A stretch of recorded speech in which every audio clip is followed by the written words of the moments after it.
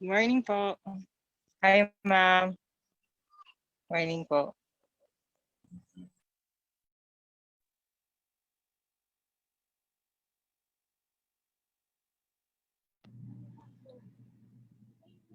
Check possibly not check. Hello?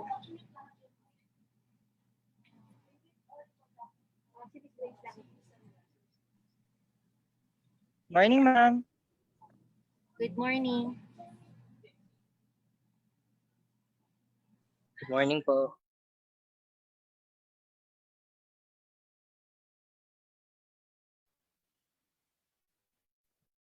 Good morning.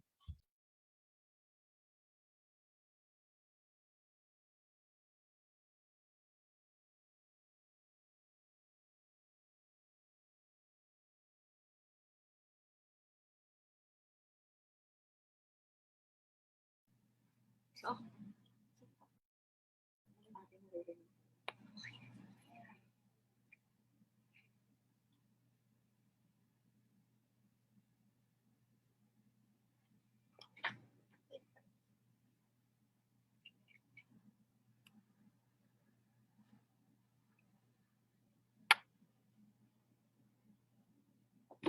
isang makakalikasan at makakabataang pagbati sa inyong lahat. Welcome to today's webinar on hashtag Tech to Protect, taking advantage of digital technology for a clean and green environment. I am Grace De Los Reyes, and I will be your host for this event. The hashtag Tech to Protect is a webinar series in celebration of the International Youth Day and in support of the youth for environmental concerns. Today's webinar will focus on the social media and environmental advocacy, while the second part, which is to be held on August 24, will highlight green apps for sustainability. But before we go on with the program, may I request everybody to participate in the singing of the Philippine National Anthem and to be followed by the invocation to be led by Ms. Alaysa Natividad. Mga kababayan, ang pambansang awit ng Pilipinas.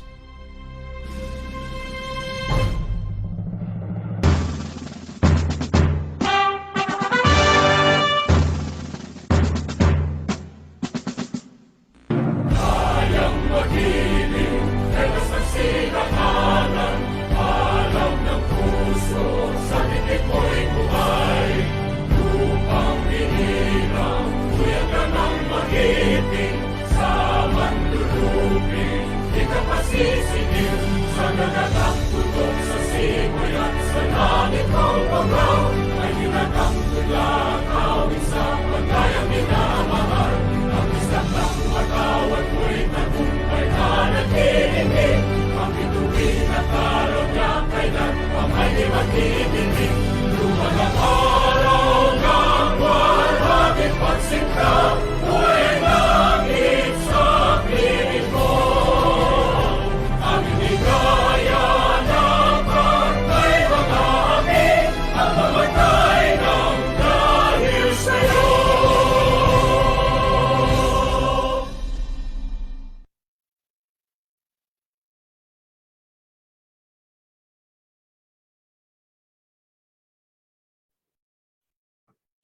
Mga kababayan, Let us bow our heads and put ourselves in the holiness of God, the Father, the Son, and the Holy Spirit. Dear Almighty and ever-loving God, thank you for the blessings you have bestowed upon us, and your presence continuously remind us of your faithfulness and guidance. Thank you for allowing us today to meet and share our knowledge and time with one another in this workshop. May you extend your divine wisdom to our speakers today of your greatest inspiration so that they may share the most of their knowledge, heart, and soul to their respective tasks. Bless the participants as well to absorb the invaluable knowledge, experiences, and put it into practice what we may learn today. May we realize that this workshop should glorify your name.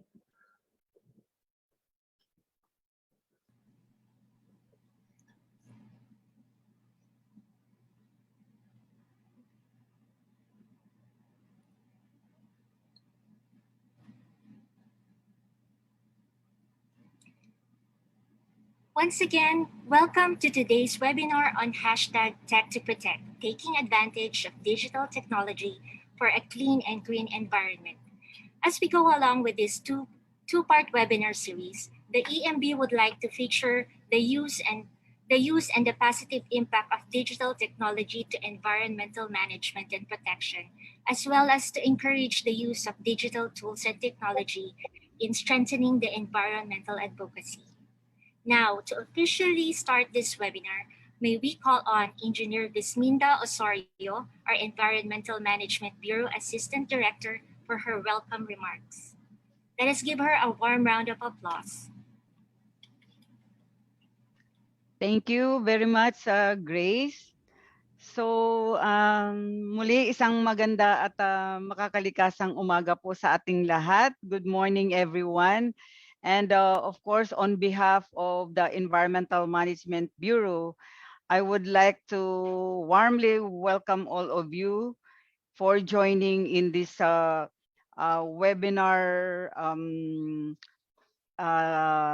webinar Tech to Protect, which is of course itong activity na ito is one of our part of our continuous advocacy to promote environmental awareness and education, especially to the youth.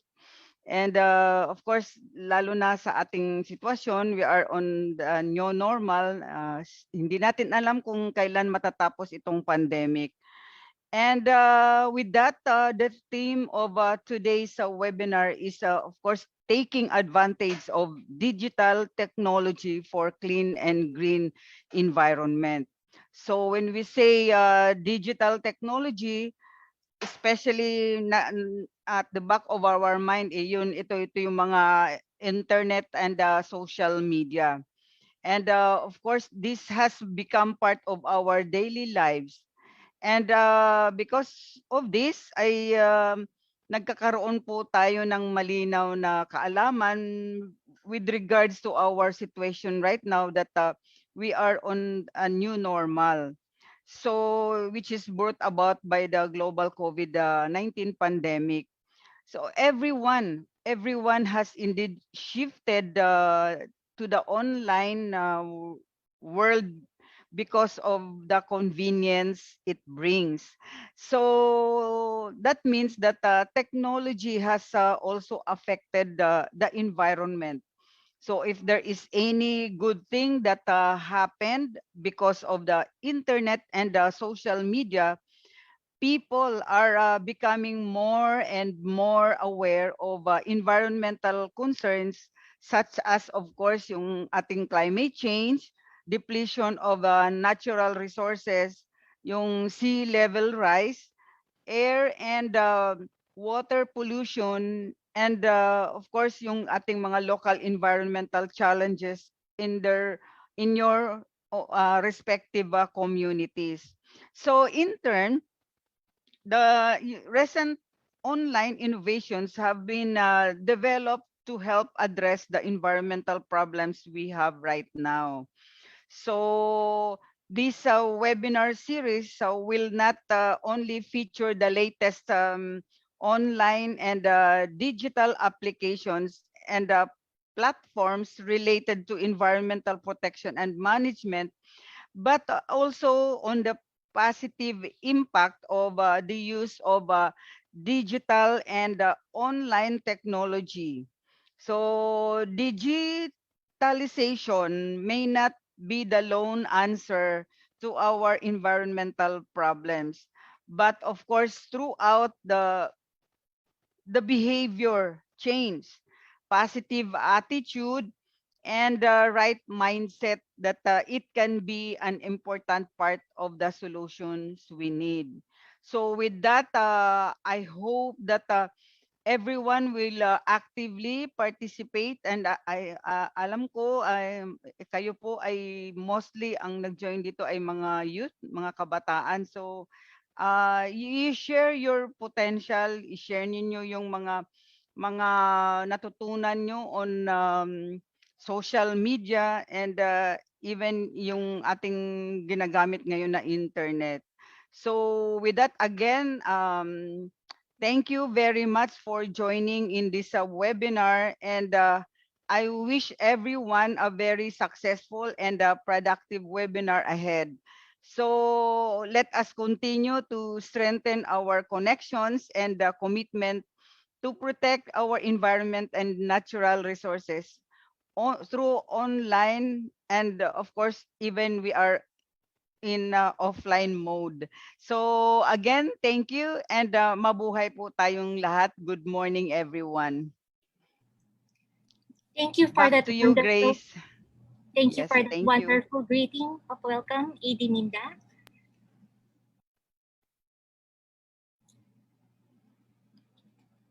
At this point, we invite all the participants to please open their camera for a group photo. Ms. Zane, can you give us a cue?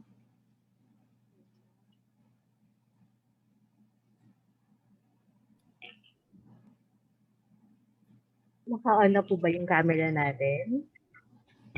Inaanyayahan ko na lahat ng nag-join dito sa ating webinar to please open your camera para makikita namin kayo. Thank you. Sa first page po muna tayo. Okay, 1, 2, 3. Thank you. And then, next page po tayo. Ayan.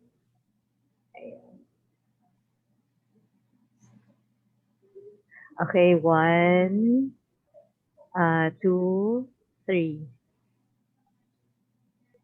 Okay, thank you.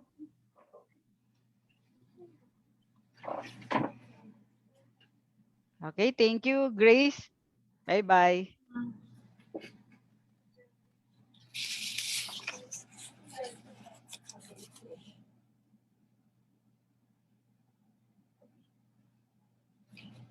Before we get started, let us go over some instructions for you to actively participate in this webinar. First is do not forget to sign up in the attendance sheet. The link is in the chat box. Kindly mute at least speaking, and if possible, keep your video on. Type in your questions in the chat box at any time during the presentation, and we'll collect this and address them during the Q&A after the speakers have shared their presentations. A mini exercise will be provided by our RPs, so kindly listen well and apply what you have learned to finish the task. Submit your output on the agreed schedule.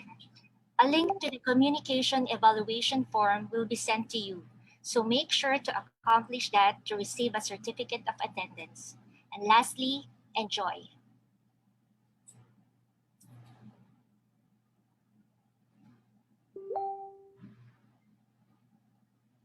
Social media is a very strong weapon, and we must take advantage of its strength to further our initiatives and advocacy for the environment. Today's RPs will share to us how to make use of digital platforms to encourage youth participation in the environmental awareness, education, and action. They will enrich us today of their knowledge and experiences. Without further ado, I would like to introduce to all of you our first speaker. She is an online marketing educator, content marketing expert, and certified green educator. She is the founder of the Digital Boss Elites and the woman behind Green Feet Friend. Let us give a virtual love to Miss Ara Pioro. Wow. Ah, Hello, thank you. Thank you for what a nice introduction, Miss Grace. Miss Grace, tama ba? So, hi everybody. I thank you DNR EMB, especially Nika, for inviting me today. It's actually part of my advocacy kahit medyo kapag tumatanda ka kasi medyo marami ka nang gawain, di ba? Busy ka na sa buhay. But I really take time to actually share the awareness that I have to everyone that I can meet and everyone that I can reach. So thank you, DNR EMB, for inviting me. It is such a great opportunity, a pleasure, and great time to be with you here today. So I would just like to know, sino dito, if you can just raise your hand, sino rito ang may Facebook? if you can raise a hand, alam niyo ba mag-raise ng hand dito sa Zoom? So I can see everyone who's on Facebook. Wow! Halos lahat, ano? Wow! I can see. And everyone who's watching live on Facebook. Oh, you're on Facebook, so malamang meron kayong Facebook. Wow! It's so nice to see. Almost everybody has an account on Facebook, right? Wow! Wow! Raise the hand! Raise the hand to the roof. So I'd presume that hindi ko na makita yung iba. Pero halos lahat may Facebook, no? So kita nyo, yung reach ng Facebook, hindi na tayo lalayo. Dito pa lang mismo sa atin, sa Zoom meeting, and for those who are watching on Facebook, we are really connected on Facebook itself. Now, I'm not gonna ask kung sino ang may Instagram na sa inyo, kung sino ang may YouTube, kung sino ang may LinkedIn, kung sino ang may TikTok. For sure, most have those kind of platforms and you are using it. And what's good with this kind of platforms, social media platforms, is that you get to be entertained while you're using it. And that's the main thing that siguro ang pinaka-takeaway na gusto kong matutunan nyo ngayon. At kung base sa aking experience, people are in social media to be entertained. And we can use that. We can use that to raise awareness. One of the things, isa sa mga naging pagkakamali ko noon kapag nag-raise ako ng awareness sa social media is thinking that I have to be perfect. Kailangan sobrang galing ng ipopost ko. But the thing is, people are not really in the advent of these digital platforms. Hindi naman tinitingnan ng tao kung ano yung maganda. I mean, yeah, gusto mo maganda. But the thing here is, ang gusto talagang makita ng tao is, saan sila makaka-relate, diba? That's why, kung mapapansin nyo yung mga YouTube, diba? Sino pa yung mga pina-follow nyo? These are real people. And we can use that. How real can you get on Facebook? How real can you get on Instagram? How real can you get on YouTube? How real can you get on TikTok? Share who you are. Be very authentic. All right? Ang entertainment factor kasi hindi naman yan nagva-vary yan to every individual. What's entertaining to me can be not entertaining to anybody, and I don't care. It's entertaining to me, diba? So that's also something that you have to think. Kung anong entertaining para sa akin, pwedeng hindi entertaining sa iba, pero for sure, meron kayong ma-entertain. So this is something that you'd like to focus in your content, in everything that you'd like to put out on social media. How can the people be entertained by what I do, as well as I raise environmental awareness? Exciting, diba? So you give value, not just infographics are great. To me, that's very entertaining. Kasi that's my whole core. Gusto ko yung makita. But for example, paano mo i-share yun sa bata? Diba? Paano mo i-share yung information sa bata? Paano mo i-share yung information sa mas matanda? At paano mo rin i-share yung information sa mas nakakatanda na talaga? Diba? Pero we are all young at heart. But the thing here is, paano mo i-relay sa kanila yung information na maiintindihan nila? Diba? So how do you get them to be entertained? Yun yung kailangan nating isipin, lalo na if we want to keep up to where people are at. Lahat tayo nasa Facebook. Lahat tayo nasa Instagram. Almost everybody is online, especially right now. What can you give that could be entertaining to them? I-leverage mo yung sarili mo. Ikaw, anong taon ka na ba ngayon? Siguro, maybe you're at 18 to 21 years old, or maybe you're 15. Share mo sa TikTok, diba? Sayaw-sayaw ka dyan using your bamboo toothbrush. Be creative. Use it. Use your youth. Use something that's fun to you. O kunwari naman, ang age mo naman, 20 to 30. So usually, nasa Instagram tayo niyan. Kaya nasa LinkedIn. Share something. Share yourself. Share whatever you have. Be authentic. Have fun, make it exciting, and share to everyone you know. You don't have, hindi mo kailangan mag-portray ng someone na hindi ikaw. Hindi ikaw. Kung ano ka, Give it what you've got. Kasi ngayon, and as you can see right now on the presentation that I'm giving you, consistency over intensity. We really have to go out there, put ourselves out para ibigay kung ano yung kailangan nating ibigay sa nakararami.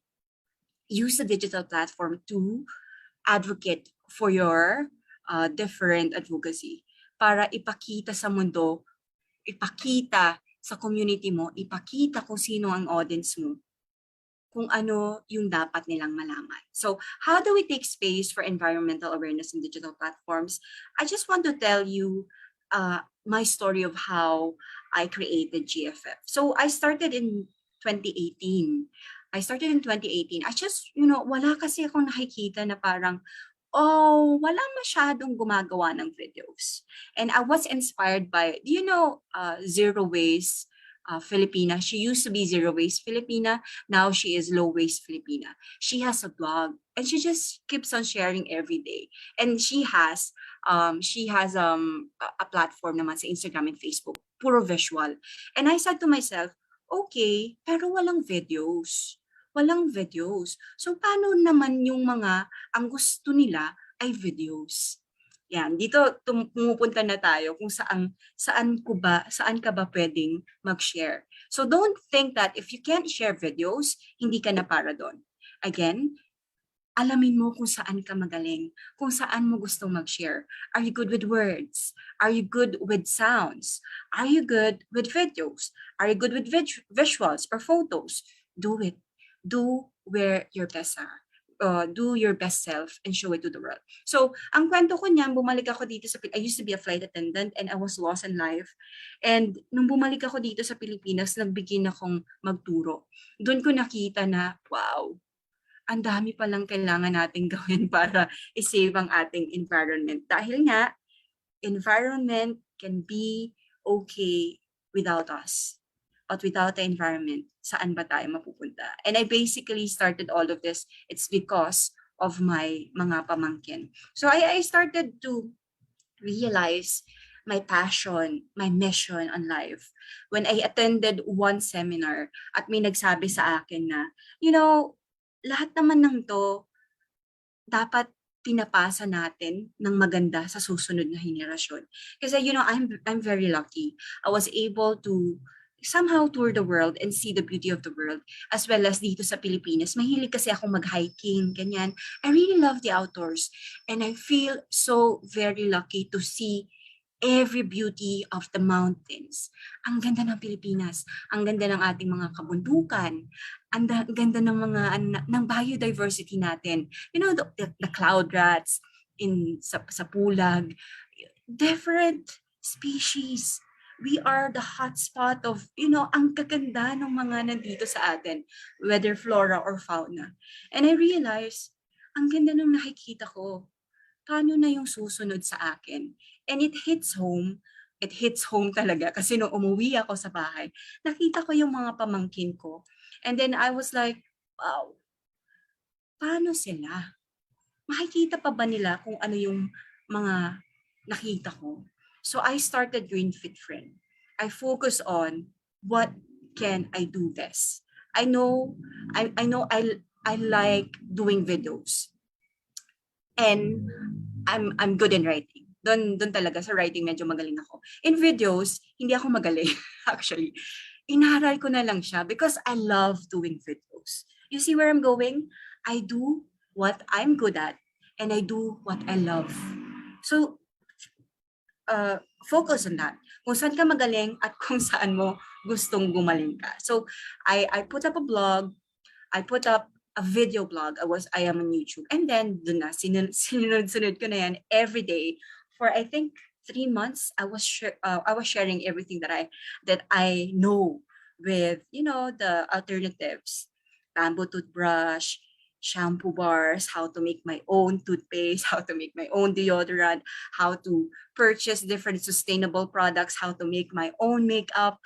Ano yung mga pwede nating mga sustainable na, we limit our wastes. And I begin to understand na, ang waste pala natin, hindi naman pala siya pwedeng maging waste lang. pwede siyang magamit ng mga magamit. And then, dun ko na-realize yung cycling economy, circular economy. Hindi lahat dapat itapon. Kasi once itapon mo yan, di ba? Saan mapupunta yan? Gamitin at gamitin natin lahat ng yon. And then, I shared it until now, I already have my own shop.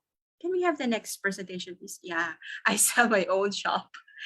I attended the workshop. I do my own shop. I do have my bamboo kits. And now I have my own I have my own digital platform where we sell package-free products. And if you can follow it, that would be nice. You can follow it on Instagram and Facebook, Green Fit Fred. So, doon ako nag-evolve. First, I was starting to share my passion. I was starting to know the mission, the purpose. The purpose of kailangan, maglabas lang ako na maglabas ng content. Content is king. Diba? I make it about what I do every day. But you also have to understand, context is God. So, content, kailangan naglalabas ka talaga para, di ba, to reach awareness. But the context is very essential. Saan mo ba ilalabas yan? Is it on Facebook? Is it on Instagram? Is it on YouTube? So, I'm gonna focus on this because these are the the platforms that I use. I don't use much of TikTok. I know I have to be there, pero right now, binibigyan ko pa siya ng panahon. So, on YouTube, ano ba yung context ng YouTube? Diba? When you go to YouTube, it's a search engine. Yan yung mga hahanapin mo yung how to do my makeup, blah, blah, blah, blah. Diba? How to fix my chair at home. How to make blah, blah, blah, blah. So, YouTube is a library of how to. And if you can make those kind of videos on YouTube, great. And share it. Isa sa mga natutunan ko din, no? Huwag kang matakot na walang manunood. Why are you doing it? Para ba may manood lang? You are doing it para makita ng iba. Makita ng iba. And then how are you gonna make them watch it? Share it. Share it every day. Share it in every group you have. Kasi it is our responsibility to create awareness. Alright? It is your responsibility na mapakita sa lahat na ang ganda ng mundo natin. Paano natin siya pangangalagaan? Hindi siya boring. It's actually fun to do it if we just know, if everybody is aware. And I truly believe it in my heart. That's why this is my advocacy. This is what I'm going to, my mission, my purpose. Kasi hindi siya boring at all. It is fun. I know it. And I have to share it. Do it from that perspective and it will be easy. So on Facebook naman, paano siya? On Facebook kasi, nag-work siya na parang, okay, what is my daily news feed? Diba? Parang, ano kaya yung chismis ngayon? Diba? Parang ganun yun, diba? So let's get out of chismis. Ano kaya yung news ngayon? So these are yung mga parang daily tips, yung mga yan, di ba? Mga short info that you can share to everyone. And as well as, ngayon ano siya? Ngayon medyo, you can learn from Nas Daily. Hindi lang siya maganda ngayon sa mga nakakarami. Pero you can learn from what he did. It's 1-minute videos on Facebook. So, short content are good on Facebook. I'm not saying hindi maganda ang malaking content, no, mahabang content on Facebook. It could be good too, but you have to know that you have to be very good in storytelling. Dapat maganda yung story mo. So that's in every platform, storytelling has to be the prime, the content that you'd like to, kailangan mong gumaling. Kung gusto mong gumanda yung mga nilalabas mo, you have to learn storytelling well. And you can, find it on YouTube. How do I storytell? Para naman maging maganda yung mga nilalabas mong content. On Instagram naman, right now on Instagram, as you can see, pinifavoran nila yung mga videos na parang mga 15 seconds to 1 minute din. It's because of the advent of TikTok. Ayan. Kasi all of these platforms, they want you to stay within them. Ano ba yung magpapastay sa mga tao para dito lang sila, manunood lang sila, hindi na sila aalis. Kasi that's where they get their income generation from. Kapag mas habang tumatagal yung mga tao na nanonood dito sa amin, mas makakakita sila ng sponsorship, mas makakita sila ng mga ads, kikita yung platform. That's how it goes. So On Instagram, now they're focusing on 15 seconds to 1 minute videos. Yon, kasi yun yung mga nauuso sa TikTok. So kailangan nilang maki-ride on ride on the vibe or ride on the flow of where is the whole market going. As well as sa Instagram, alam niyo ba yung carousel? Carousel is yung marami kang picture na ilalagay and then you swipe, swipe, swipe. So Instagram is allowing 10 pictures that you can post at the same time. Make use of it. Make use of it. Kasi yung ganon, mas nakikita kayo, mas pinapaboron kayo ng algorithm if you use actually yung mga ini-slide. We call that carousel photos kasi mas tumatagal yung mga tao. Yung retention ng mga tao mas tumatagal if you are there na nag-slide. Diba? So use that. Videos, use that as, carousel. So what if naman hindi ka masyadong, you're not the visual type of person, hindi mo gustong gumawa ng mga ganito. So again, you can try other things like do your blog. Would you like to write and write and write? You can just write. On Facebook, you can do that. You can make Facebook as your own blog site. Sulat ka lang. Kasi may mga tao din na gusto ang information, binabasa nila. So kung saan ka magaling, saan mo gusto, gumaling, doon ka mag-focus. Kasi gagaling ka rin naman yan, gaganda at gaganda ka if you put out content consistently. Alright? So after that, can we go on to the next slide, please? So, yeah. Start with your why. Nakalimutan ko yan. Start with your why and show up every time. You really have to be grounded on ano ba yung why mo. Saan ka ba nang gagaling? Kasi ako, kung saan ako nang gagaling, it's really with the kids, my nieces, my nephews. Sila parati yung iniisip ko. Kasi naiiyak talaga ako kapag naiisip ko na hindi nila makikita kung ano. After all, para saan ba lahat ng ginagawa natin, diba? It's all about relationships. And don't forget to show up every time.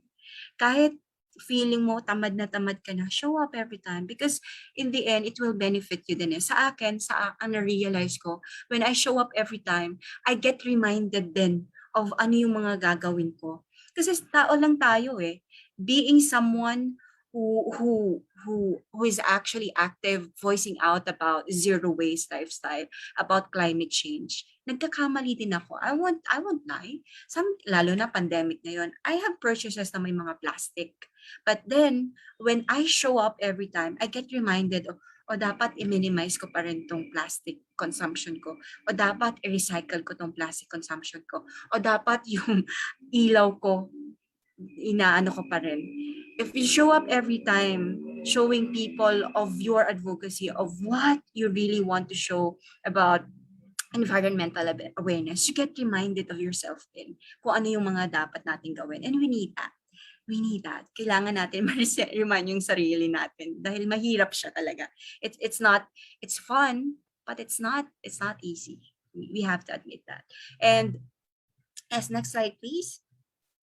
So, and then yan, I just show up every time. I post whatever I can. Hindi naman siya kailangan maganda every time, di ba? Ang kailangan natin, mapakita sa lahat ng tao kung anong kailangan gawin, di ba? Reminder. So, I just show up.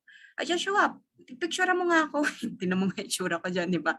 And then, I tell them, okay, you can donate your mga nakakollect ng basura sa mga different sustainable organizations like Ants Builders, the PLAF, and Humble Sustainability. Diba? Kasi the real problem we have right now is recycling. 95% hindi nare-recycle. It's about recovering. Paano ba ma-recover? So I just show up, post a picture, and tell them what they can do. Next slide, please. And yeah, basically, ito lang po talaga yung root of my talk. Long-term consistency beats short-term intensity anytime and over time. You have to be very consistent. Parang ano din lang yan, di ba? When we tell about fitness, yung mga tao, sasabihin natin, the real thing about fitness is you just have to do it every day. Kailangan mong mag-workout kahit 5 to 10 minutes every day. Kailangan mong kumain ng healthy every day. But people would like to go for intensity. Okay, magda-diet ako for 1 week, wala na. Diba? Magda-diet ako for 1 month and then wala na. You always have to go for consistency. Do something that you can keep up with. Hindi kailangan kaagad-agad ganito na. Diba? Progress is better than perfection because we can never be perfect talaga. And consistency is the goal. You just have to keep doing it every day. Paunti-unti, ano ba yung kaya kong gawin? You begin with yourself and you begin after doing it with yourself, document it. I say document it. Picture ka lang, picture ka lang. And then share it. Share it in the platform that you're using. Be authentic. Be authentic. Gamitin mo kung ano yung mga ginagamit mo. At huwag kang masyadong ma-overcrowd na parang dapat maganda. No. Just share who you are, what you're doing, even your failures, because people can relate to it. Kasi totoo naman eh. Yan yung mga, we need to have a collaboration, a collection of everything we know. Share it, and then we get connected. Kapag nakita ng isa, uy, mas maganda to, gagawin ko to, diba? It's so nice. It's so nice. It's the advent of everybody can get connected. Everybody can learn from each other. Use it. Get connected. Get connected and be a blessing to everyone. Ayun lang po. And I hope you got something from my talk. Kahit maikli lang siya. And I don't know if we're gonna entertain questions right now or are we gonna entertain questions later on?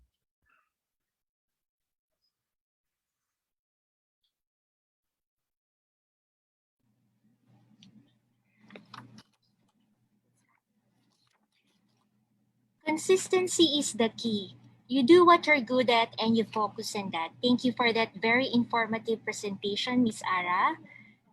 Now, Thank Miss you. Ara. Now, Miss Ara can entertain your questions. Yes, if you do have questions po. First Okay. is, what social media platforms are effective to use for environmental awareness?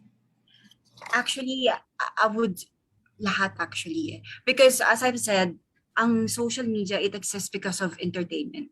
And if you can, and you know, if it's something that's informative, if it's something na educational, if it's something na trendy or something that there's a story that people can follow to, that's good for social media. So every platform is nice. The thing is, how are you going to make a content with each platform? Kasi iba-iba yung context yan. So kung saan ka madalas, doon ka lang mag-create kasi alam mo din kung paano yung functionality niya, di ba? Like for me, on TikTok, hindi ako masyadong magaling doon.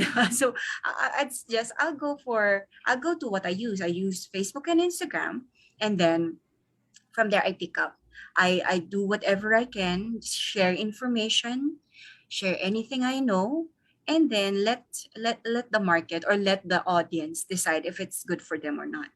Just share and makikita mo din kung saan yung mas maraming nagla-like, yan, maraming reactions, doon ka rin matututo. Ito pala yung gusto nila. Diba? Kung ito yung gusto nila, then I'll do it again and again. But the key here, you just have to start. In any platform, share environmental awareness, even on TikTok, Instagram, WhatsApp, everywhere. It's perfect. Thank you, Ms. Ara. Next question is, how do we intend to promote environmental awareness on netizens and change their perspectives when these netizens have already access to such information for the past years, yet has done nothing to address these environmental problems? Yes, that's very true. And it comes with culture kasi. It comes with, ang dami kasi nating aspetong dapat tingnan. Hindi lang because everybody is informed, that's all right, diba? Like for example, in the retail culture, meron din tayong, diba, economic downplay na kailangan tingnan. Yung iba, hindi nila kayang bumili ng mga ganito, ganyan, diba? So, ang kailangan lang talaga is, you have to remind everyone to do what they can. Yan. Kasi minsan yung iba, ano sila parang na-overwhelm. Ay sige, right choose kayo di kayo na lang yung gumawa. That's not the thinking that we have to normalize. Ang kailangan nating i-normalize sa tao is progress over for perfection. What are we doing now? What can we start now? Okay, and wag nyo silang tingnan na, alam nyo naman na palang information, ba't di nyo ginagawa? As I've said, tao lang tayo, we can do mistakes. And with the circumstances that we have right now, mahirap naman kasi po talaga, di ba? And the culture and everything in place. So, ang thinking mo lang pa rin talaga parate, remind. Kasi ang ano naman natin, ang growth ng tao is normal. Basta nare-remind ka, nasasabi yun parati sa'yo, next thing you know, it becomes second nature. So that's the thing. That's the thing that we'd like to focus on. Ma-remind lang ng mga tao hanggang ma-normalize yun. Kasi ganun din naman talaga, di ba? Kahit ikaw, kailangan mong i-remind yung sarili mo Kasi this is the system we have. And we have to normalize it, everybody has to be speaking about it. We have to have discourse. We really have to talk about it more. At yun yung kailangan gawin natin sa social media. Share and share until it becomes normal. Next is, how do you handle your negative criticism or feedback from the viewers? In short, mga bashers. Wala, kasi hindi na mahirap to, for those of you who are, ako kasi as a person, matagal ko nang kinalimutan yung mga sasabihin ng mga tao sa akin. When you're grounded on what you do, that's why you have to start with your why. You understand why you're doing this. When you're grounded to why you're doing this, alam mo kung sino ka, alam mo kung anong gusto mong sabihin, you don't really care about the viewers. You don't really care about what others would say. Wala akong pakialam sa inyo. I don't really care. And they're entitled to their own opinion anyway. Pwede sila, di ba? They have the right to have their own opinion. So let them be. Ikaw din naman, may opinion ko sa ibang bagay. So you have to think your why. I don't really, minsan masakit din siya talaga. Binabasa ko siya minsan, but on a note na kaya ko kasi siyang basahin, ginagawa ko siyang critical information sa akin. I do take those bashers as feedback that I need para ma-improve ko pa. Hindi ko siya tinitake as something personal. I actually thank them. Uy, may feedback. At least nakikita ko kung ano yung mga kailangang gandahan pa. So, ganun yung thinking ko na ngayon. So, for you, yun din yung kailangan mong you have to be very grounded on what you're good at, why you're doing this. Why are you doing this? Whatever, bawal kasi magmura dito, diba? So, I don't care about what others think. I just care about what I can do for others. And if you're grounded on that, you're good to go. Take it as a critical information. From Miss Georgia, thank you for very enthusiastically sharing your passion with us today po. My question is, do we need to sign up for Facebook ads to be able to do carousel? No, you don't. Hindi naman po kailangan. Carousel is on Instagram. Mabilis lang siya. Ang ibig sabihin po ng carousel, you can put 10 pictures at the same time. Tapos parang mo siyang sinaswipe. Kasi di ba carousel parang gano'n. So sinaswipe mo siya sa Instagram. So you can use that too. On Facebook naman, that's the thing with Facebook.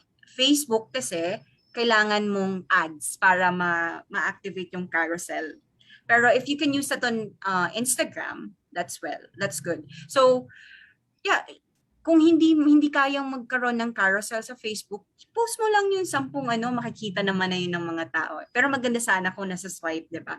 Pero kung hindi naman, they use Instagram, prioritize, optimize what you have, and just do it. Thank you. From Mr. Aita, where to get reliable source of information related to environmental concerns or awareness that can be used in sharing to social media? Mahirap din kasi kailangan mo ng mga facts, diba? DNR has good listings on the web. You can find that, as well as go for the organizations na matagal na. You can also use UN, yung mga yan. And as well as take every information you get from social media with a grain of salt. Kasi ask experts if you can. I think you can ask actually DNR, or if you have friends na pwede mong tanungin. Kasi yung iba, di ba, marketing outplay na yan eh. Minsan, sinisell nila yung products nila na may marketing label. Parang ganon, di ba? So, be very keen on that. I want you to, thank you for this question. Check those very important organizations and institutions that you can learn from. The World Wide Web, the internet, Google, i-google mo lang naman yan, tapos i-check mo lang kung legit ba yung pinagkukuhanan mo ng information. Like for example, is it coming from DNR? Is it coming from like the school informations are good kasi scholarly advice yan. Is it coming from the UN? Now, if those are blogs naman, they are also sharing informations na baka tama, di ba? Mostly tama naman yan. So I want you just to check then, after reading that, check it with others. Check it with others. Are people saying the same thing? Especially kapag galing siya sa right institution. Sinasabi rin ba to sa DNR? Sinasabi rin ba to sa UN? Sinasabi rin ba to ng mga specific organizations that we can trust? If yes, then that's good. Miss Ara, can you still accommodate 3 more questions? Yes po, sige po. Okay. From Mark Carlo, how do you measure po yung effectiveness ng platform na ginagamit niyo? Well, as a starter, hindi ko siya tinitingnan kasi talaga eh. I just put out content and share to every group that I have nung nagsisimula ako. Dahil ang gusto mo lang talaga, mapakita lang siya, especially with your community, with your friends, with your family, kasi minsan pamilya din yung kailangan nating i-remind about environmental awareness. But after that, kunwari, medyo malaki na yung diba? After a year, I suggest after a year or 3 months, 6 months of posting, lumalaki na yung audience mo, yung reach mo. So you can use your effectivity of that. Pag makikita mo, every platform may insights yan. Insights. So you can check settings. Sa insights, ipapakita ng insights, kailan ba, ano ba yung mga sobrang nilalike ng mga tao, yung if that's video, makikita mo din yung retention, ilang minutes sila nanunood sa'yo. So, kunwari, 1 minute lang. So, after 1 minute, may mga hindi na sila nagstay, hindi na sila nanonood. So, ano yung kailangan kong gawin? Ano bang nangyari after 1 minute? Baka naging black yung background mo or something like that. So, use the analytics na binibigay sa'yo ng different platforms. You can also search on Google kung paano basahin yung different analytics ng every platform. It can help you. Data says it all. Sa data, be very data-driven. If the data is telling you na okay ito, ipagpatuloy mo siya. Diba? Pag sinabi ng data na, ay, hindi yan gusto ng mga tao eh. Try to improve, make it better. Miss Ara, how or what are the simple ways we can educate the children to be environment friendly or conscious, despite that most of them nowadays stay indoors? I always say everything starts at home. Everything starts at home. At ang mga bata po, ang mahirap kasi mga bata hindi naman sila natututo by what they hear. They learn from what they see. So the best education that they can get from us is our own practices, our own doing. Ano ba yung ginagawa natin sa bahay? Are we segregating our wastes? And while we do segregate, do you invite them? Pakita mo sa kanila, make it fun. Okay, this is how we segregate. This is the plastic. This is the compost. Diba? Okay, dapat hindi tayo nag-waste ng water. We have to turn it off. Diba? Everything starts at home, actually. I believe that it's very powerful, lalo na kung sa cognitive learning pa lang ng mga bata, 1 to 5 years old, you teach them, not just teach them, you show them how to do it right, they will learn. Alam mo, nakakatuwa nga, yung mga pamangkin ko, at a young age of 5, one time, I was eating candy somewhere. And then she was like, Tita, that's plastic. That's bad. Tapos parang ako yung biglang nahiya sa ano, di ba? You should be eating bananas. Oh, sorry po. Tita will eat bananas na. I will not use this plastic anymore. It's because yung ate ko, she actually was actively showing to kids that it's right to eat bananas than candy. Pinapakita niya, kinakain niya yon, as well as sinasabi niya. So everything starts at home po. Please, let's practice good environmental practices para din matuto yung mga bata sa atin. Thank you, Ms. Ara. For our last question, how can we transform online engagement into actual movement on the ground? Okay, that's very hard. But, every movement kasi, you have to understand, a movement starts with one charismatic leader. And you should know that you are a leader yourself. Everybody of us is a leader. If you get to decide, I'm the leader of my own life, you are a leader. Okay? And you will lead those people around you. Sabi nila, the greatest service that you can give is to show everybody you know what is possible. Ang ganda, di ba? So, let me say that again. The greatest service that you can give is to show everyone you know what is possible. Show them that it is possible for us to be environment friendly, to use environmental alternatives, to have this thing so normal in every home, in every community. How do you make it a movement? How do you make online transformation be a movement? It has to start with a charismatic leader. It has to start from yourself. Kahit anong post natin po sa online, if in our homes, we're not doing what we say, we don't show our family what we can do, show them what is possible. I truly believe that every nation on earth can be carbon negative, like Bhutan. Why? Because Bhutan showed us it's possible. Yun yung greatest service na, kinikilabutan ako. The greatest service na nagawa ng Bhutan sa atin, I truly believe this, is that they have showed us that it's possible to have a carbon negative country. That's why everyone is actually gearing to that. Diba? Kung mapapansin mo in every environmental conferences and tinitingnan nila, oh, this is what Bhutan did. We can do it too. Start a movement by showing what you can do, showing what's possible, And I'm excited to see that. Because we're gonna bless everyone. Everyone in here in this in this meeting right now, I know you're gonna make something different today, and you will be a blessing to everyone you know. As long as alalahanin nyo lahat ng mga matututunan nyo and take action to it. Be the charismatic leader. Make the movement work. Make the movement move. Yun lang po.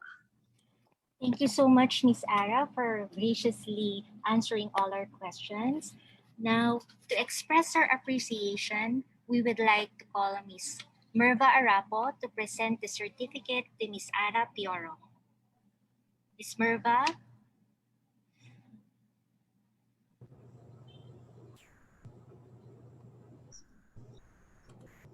Hello, good afternoon. Thank you very much, Ms. Ara. Thank you po. In behalf po of Environmental Management Bureau, we would like to present to you the Certificate of Recognition for sharing your expertise in the webinar Tech to Protect, Taking Advantage of Digital Technology for a Clean and Green Environment in support of the International Youth Day and the Trust the Bureau. Given this day of August, in behalf po of Miss Karen Anpakpako and Engineer Vesminda A. Osorio. Maraming salamat po, Miss Ara.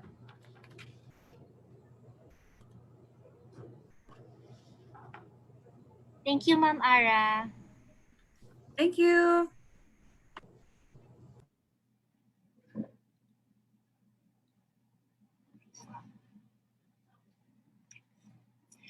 Let us now meet our second RP. He is an environmental journalist and the founder of the Association of Young Environmental Journalists. He is also an ASEAN Youth Eco Champion awardee with his works in environmental journalism and youth development.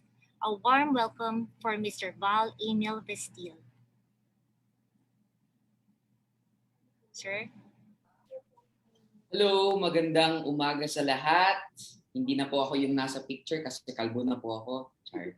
Allow me to share my screen for a while. If you can hear me properly, at kung may kausap ako dito sa webinar na to, can you comment down your favorite day of the week? Ano yung paboritong araw nyo sa linggo? Yan, good morning everybody. Teka lang. Share ko lang muna to. Kung wala kayong nakikinig na mga aso, mga pusa, mga electric fan, ganon, comment kayo. Okay, thank you. All right. Ayan. Super active naman pala. Thank you so much for sharing your insights, Miss Ara. I learned a lot as well. I'm also on TikTok. So, we can collaborate on TikTok and then your video content. Maraming salamat po. Nice. Saturday, Sunday, Friday. All right. Okay, madami pa naman pala akong kausap dito. Okay. Sige, allow me to share my screen for a while so that I may start my presentation. Okay. Mag-timer lang ako.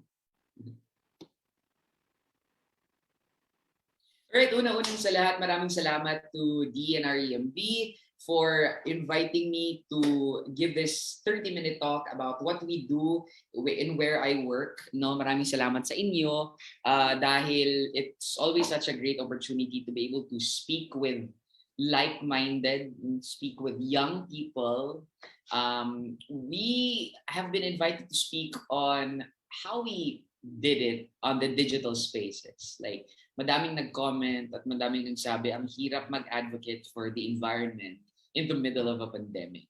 We have to remember that one of the causes why we have this pandemic, this outbreak of sorts, is because of the lack of environmental protection or environmental neglect.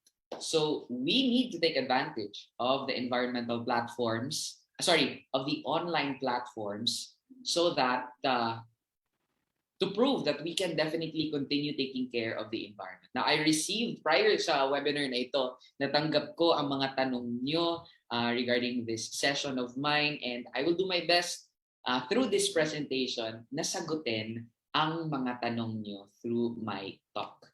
So, first off, ayun na nga, because of the pandemic, we were able to, I think everybody was shook because of the pandemic.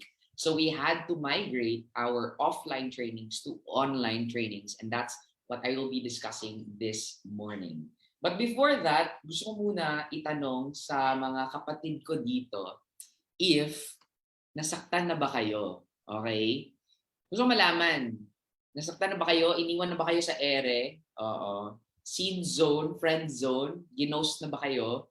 Kung yes, paki-comment po ng pangalan ng taong sinaktan ka. Char lang. Sige nga, if madaming beses ka nang sinaktan, all caps na yes with exclamation marks and emojis. Kung hindi ka pa sinaktan, sana all. Oo. Okay, grabe si Leslie. Parang sakit na sakit yung nadaratnan ni Leslie. Sorry naman po. Oh, hello, Jessie J. Nice to see you here. One of our trainees. Yes, past is past, sabi ni Joshua. Oo. Yan din sabi ko, pero yan din ang sabi ng ex ko, pero binalikan niya ang ex niya. Char, joke lang. Sige nga, sino ba mga participants dito? Yes, aray. Sorry, Leonil Victor. Oo, nasaktan ka na. Oo. Hindi po, no boyfriend since birth. Grabe si Marie. Magandang dilag. To forgive is to forget. Sabi ni Shazad, yes. Ouch, pain. Iyak na ako, sabi ni Roldan. Yes, oy, maraming beses na parang galit talaga si Maynard sa akin at sa ex niya, o pati sa akin, no? Galit na galit siya. Puro char-char, but we need to accept it. Move on. Sanay-sanayan lang. Napaka-mature naman pala ng kausap ko dito. Mga ayan, Sir Mark said, yes, but healed by God and happily married now. And everybody together say, sana all.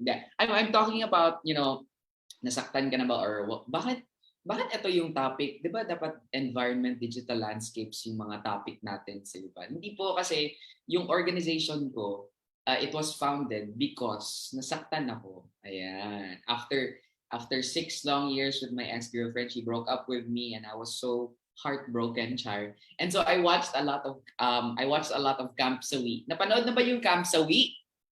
Camp Sawi. Yung directed by Irene Villamor. 2015 ata yun, yung nagtapon-tapon sila ng mga platito at plato, pumupunta sila ng anong tawag ng ano yun? Anong tawag ng beach na yun? Pinuntahan nila. Oo, yung mga broken-hearted na babae. Grabe ang gaganda nila, pero ang broken-hearted nila.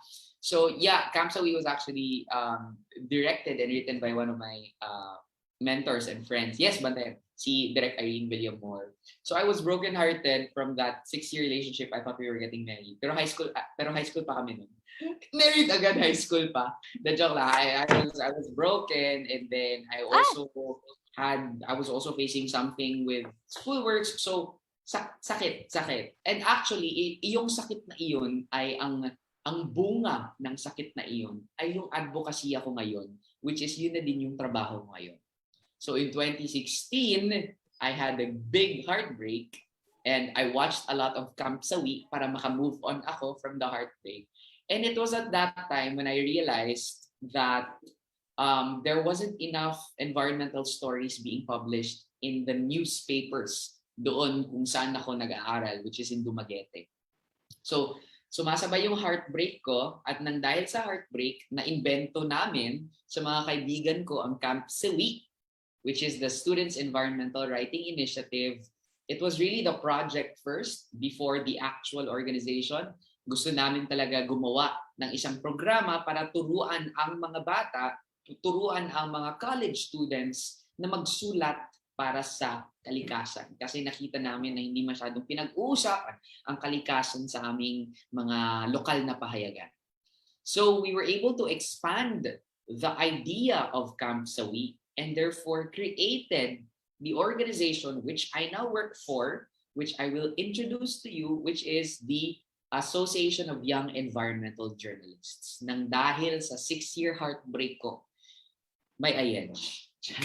So AYEJ is a SEC-registered startup media organization and environmental nonprofit. Yung trabaho talaga namin ay gusto namin i-engage at i-educate ang civil society o ang kabataan katulad ninyo na mag-participate sa mga environmental sustainability activities. Paano? Through journalism and youth development. So, karamihan sa aming mga activities before the pandemic were really face-to-face. Paano namin nagagawa to? Through our ABCs. Madali lang i-memorize ABCs. Amplifying conversations, building capacity, and creating content. Now, before I go to tell you what happened in the digital landscape, which is the bulk of my talk for this morning, pakita ko muna sa inyo kung anong ginagawa ni AYEJ prior sa pandemic. Okay? First is yung amplifying conversations. We did a lot of online and offline campaigns that really engage with young people and have intimate conversations with them. We wanted to bridge them to environmental experts and champions so that they may be inspired from it. So we had a lot of, online and offline campaigns. Ang aming flagship program dyan ay Usapang Kalikasan. Kasi gusto namin within young people and among young people, pinag-uusapan ang kalikasan. Yung I just wanted to include this because ito po ang last event. Ito, very, very memorable. Ito po yung last event na organize namin just before the pandemic. Di ba? So March 2020, nagsimula yung lockdowns. Pero nung Feb 2020, naka-organize pa kami ng Usapang Kalikasan one last time before nag-pandemic. So we were able to work with the local government of Cagayan de Oro through their local youth development office para imapa namin. We wanted to map the issues around Cagayan de Oro City, gather students and map the issues. And we were able to endorse these issues to the local youth development office. So we were really youth-centric and we really wanted to focus on the issues around Cagayan de Oro. The main thing of what IEDGE does is that we also build capacity. Ito talaga yung ito talaga yung heart ng IEDGE. And I will talk more about the building capacity component actually in this talk. So in building capacity, we wanted to go all over the Philippines to train young people in environmental journalism. Kasi ibang subject kasi yung journalism eh. Tapos yung environmental journalism offers a level of difficulty na dagdag sa journalism. So we have been to our modules have been to Oriental Mindoro, we have been to Iloilo for health journalism with Unilab, and all over Dumaguete City as well. And of course, thanks to our partnerships and funding from, for example, the US Embassy and the Department of Education, we were able to bring our training to Zambales, Occidental Mindoro, Palawan, Region 3, Region 4A, and NCR.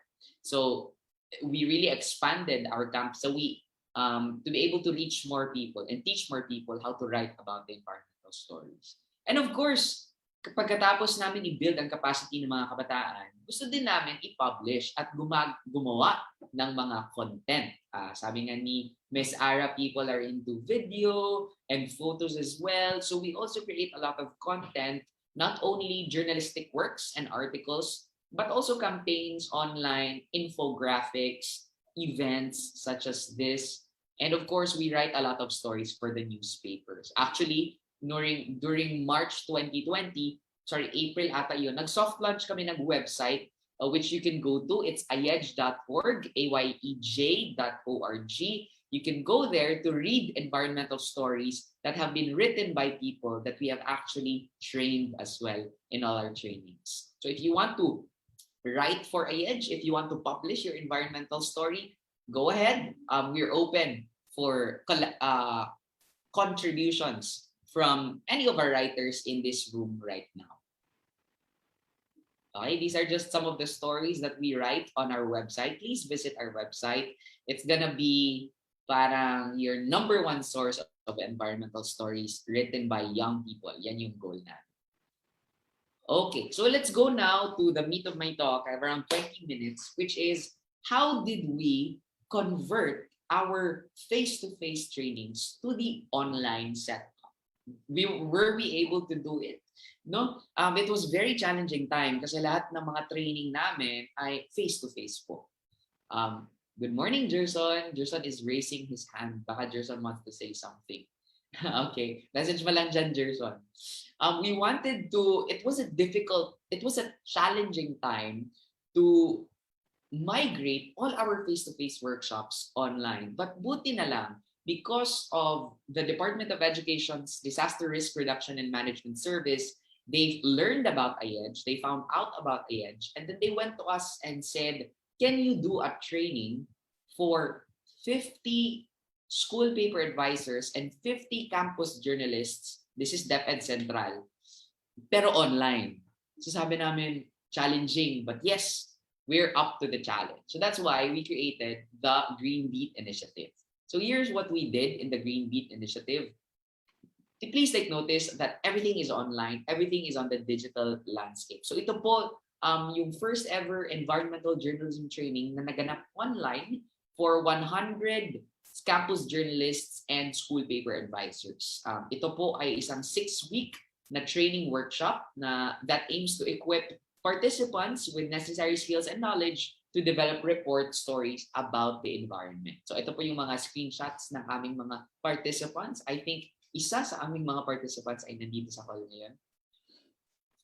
Bakit Green Beat Initiative ang pangalan? Kasi alam natin may police beat, which is news about police reports, my crime beat, my entertainment beat, which is news reports about showbiz and lifestyle, di ba? My ano pa ba? Ano pa ba ang different kinds of beats? My crime, police, business beat, which is news about business. So we want to mainstream, no? Gusto namin ipalaganap, ipa-famous yung konsepto ng green beat. This is already existing and this is what journalists used actually. So green beat is actually referring to an environment report or news and feature story. So of course, green associated with the environment, and beat is a specific subject matter that journalists cover. So usually journalists have their own expertise, and usually that's their beat. So if you ask, for example, Maria Ressa, what is Maria Ressa's beat? Previously, it was international affairs, parang ganon. Jackie Manabat's beat, what is her beat? Cara David's beat, what is her beat? What is her specialty? So we wanted to have the Green Beat initiative, which is to mainstream environmental stories. Okay? And this is how we did it. You're probably wondering, how do you do it all online? But everybody's doing everything online. So this is you really taking advantage of the digital platform because it is challenging, but it is not impossible naman. So our training design was actually divided into two parts. Yung asynchronous learning materials, which is ano yung ginagawa niyo, right, in your classes right now, and synchronous video conferences. So for the first half of the week, they will watch a video lecture, read reading assignments, take an interactive quiz, reflect on their learning, and then at the end of the week, we will have a synchronous video conference over Zoom, like yung ginagawa natin, para i-discuss and i-share ang ating mga learnings and insights, and so that they will be able to meet the video lecturers as well. So ito yung example. It's crazy because we used to do this offline. We used to be able to see the speakers in person during our camps and workshops. But now everything's online. But were we able to do it? We were. We just asked for recorded video lectures, no, from our esteemed speakers here. And the great thing about the online platforms, about the digital platforms, is that you can get someone as far as London to speak in your workshops. And precisely so, this fourth speaker here, the basics of interviewing and looking for sources, she's Ms. Renee Karunungan. She's a famous environmental journalist as well, but she's currently based in the UK. So because we were able to connect and network with her, she was able to give a video lecture all the way from the UK for our Filipino participants.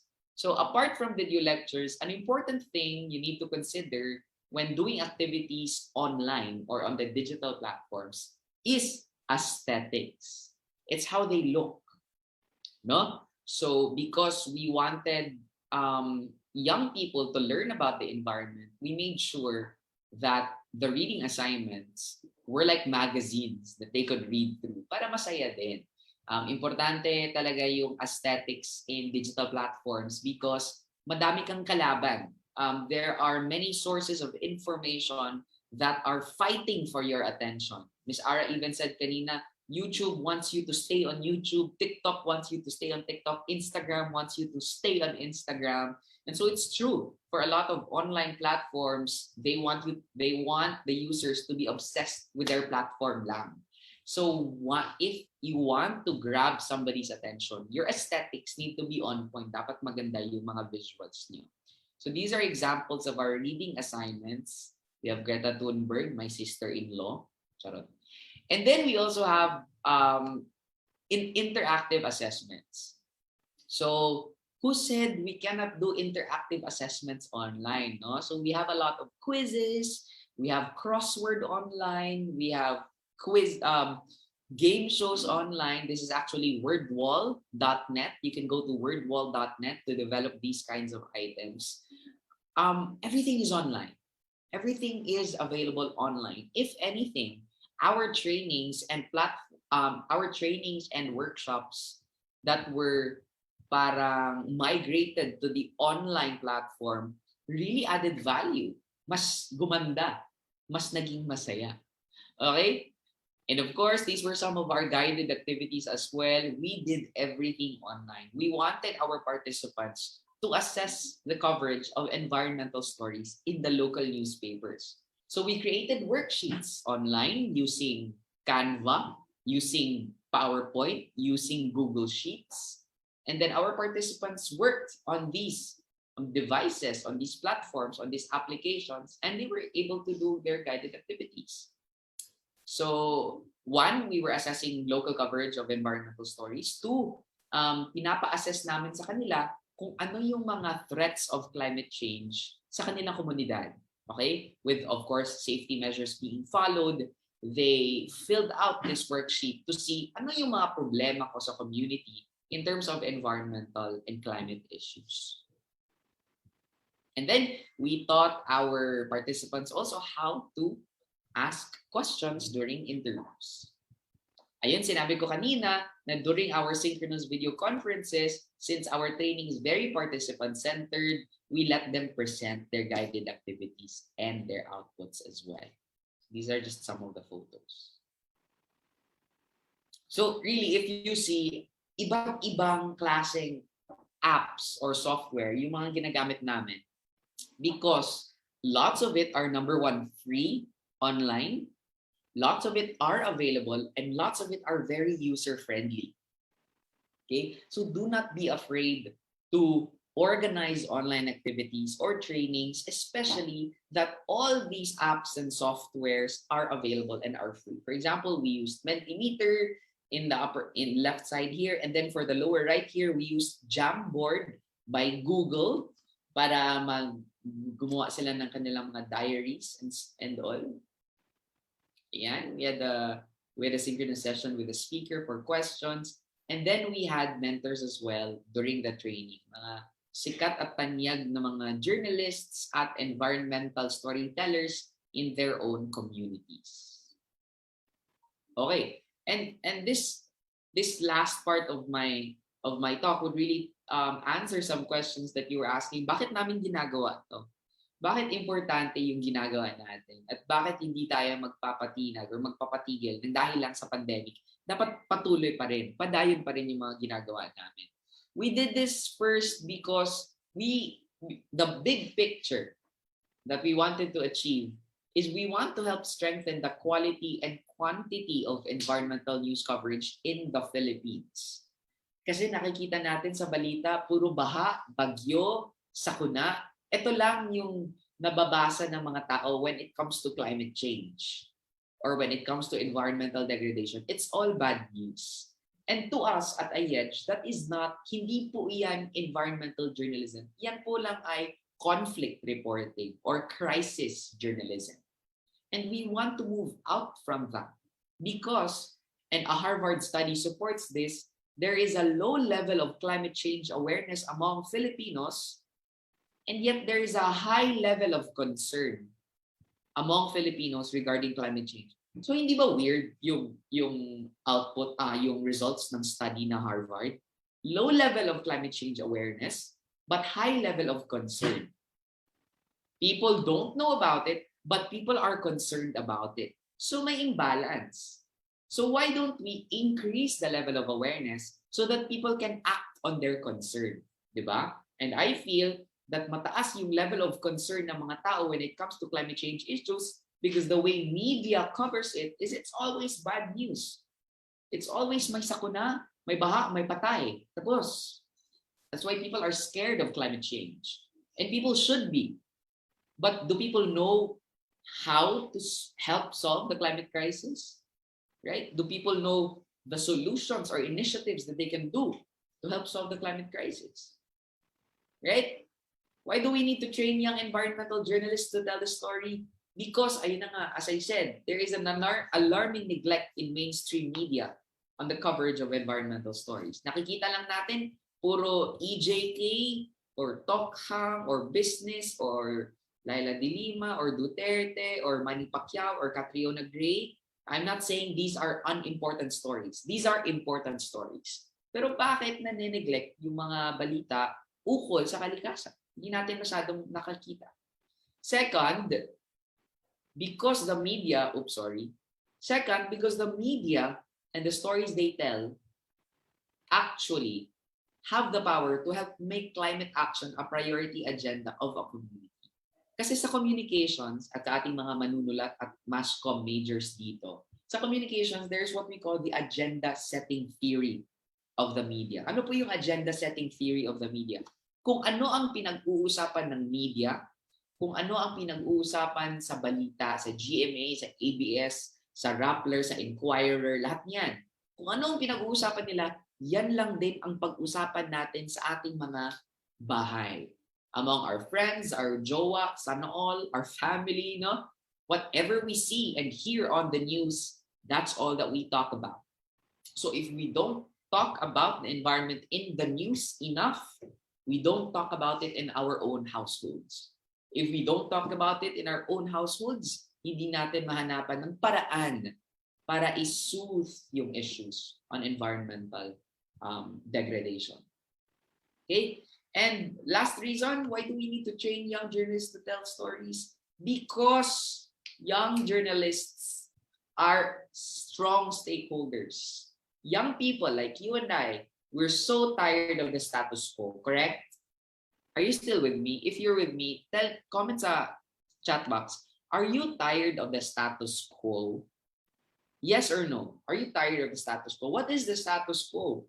The status quo is, we use resilience as an excuse for incompetence. Parang okay na tayo sa kung anong nangyayari because ito naman yung nakasanayan. Oo, that is the status quo. And you and I, young people like you and I, pagod na po tayo sa status quo. We are suffering, and with all due respect to the adults in this room, we are suffering from the choices that adults made in the past. And now we are in charge. We are in charge of the agenda now. We are in charge of the narrative that the adults made for us in the past. We don't want our children and our children's children to suffer the same fate that we have because of the decision of the adults. And that's why I give prime importance to adults who support young people, who support young ideas. Adults who organize, for example, as part of DENREMB, they believe in young people. That's why they invited you guys to be here, guys, girls, and gays. That's why they invited young speakers like me to be here as well. Because we want to correct the things that are incorrect. Okay? Bakit po unique yung ginawa namin? Very briefly lang to. It addresses a gap that not a lot of organizations address. Parang kami lang po yung nagte-train ng young storytellers on environmental journalism. Usually, environmental journalism is offered to college students or professional journalists. But we want to bring that education when you're still young. So, bata, start them young, sabi pa nila, di ba? Again, purely youth-led. If you want to participate in our programs, all of our project management team, including myself, are 25 and below. Of course, except our speakers, who are expert adults who believe in young people. But the organization and the team is purely youth-led. Ako po, yung pinakamatanda sa team namin. But we were able to partner with DepEd to roll out this training programs. What am I saying here? Nothing is impossible for young people if you just put your heart and mind to it. As in, walang imposible. Kailangan mo lang masaktan. Joke lang. Okay?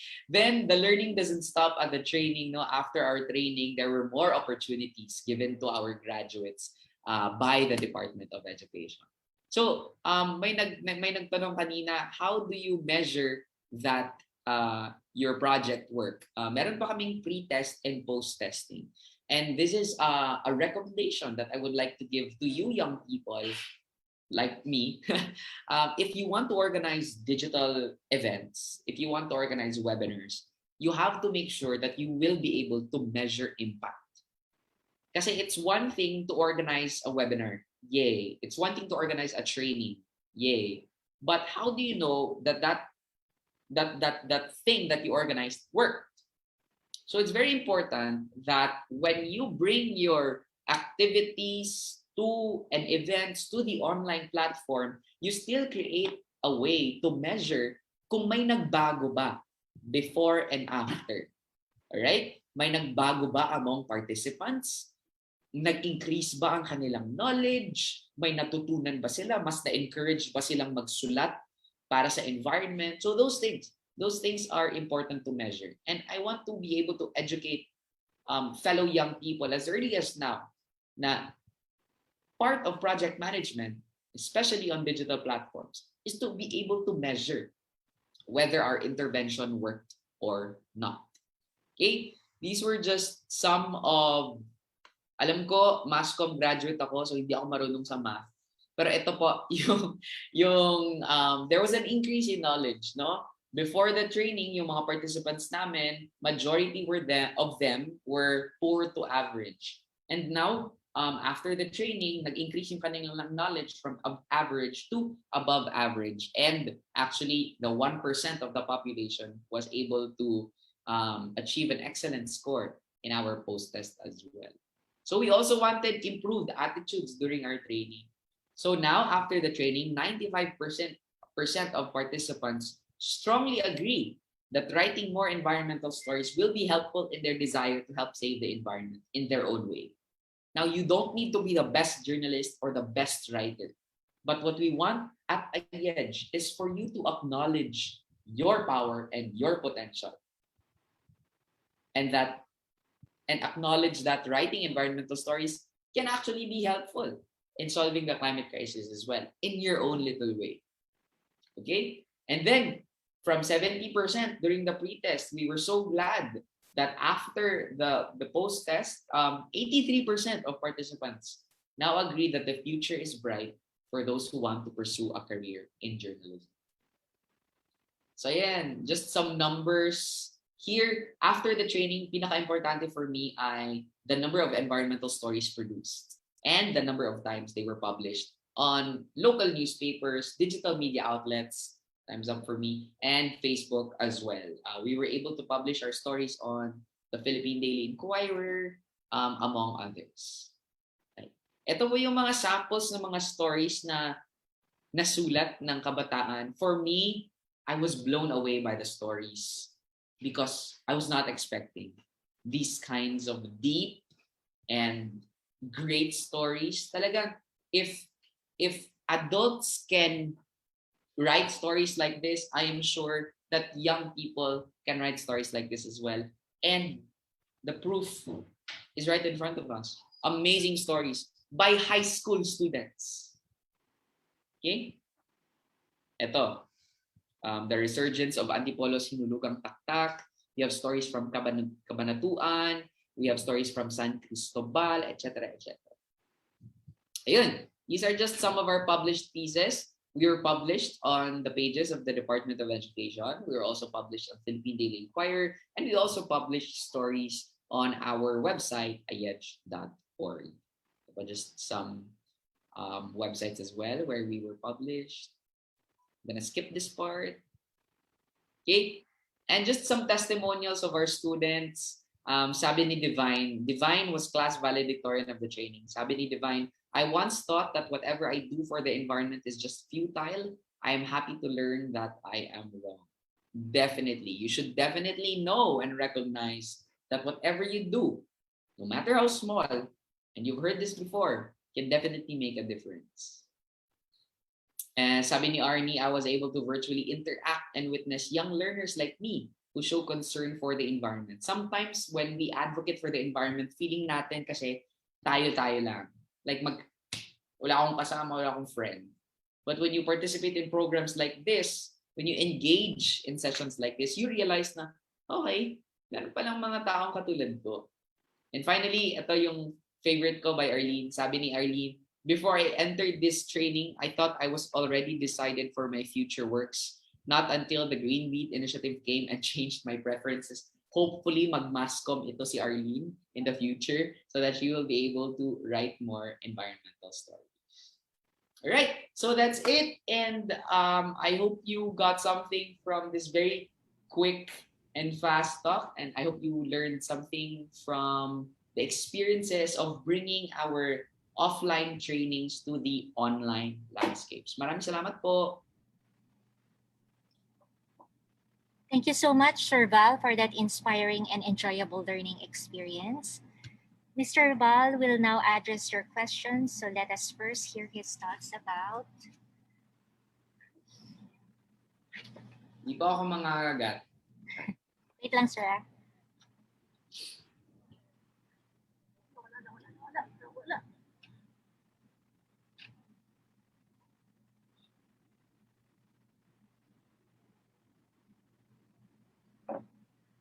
First question, sir, is what is environmental journalism and how does it work? Okay, I think I had already discussed that in my talk, no? Environmental journalism is writing stories about the environment, any scientific breakthroughs, any issues and solutions about the environment in the community. That's the specific target of environmental journalism. I made sure na I would answer the talk and discussion would answer some questions, the prepared questions as well.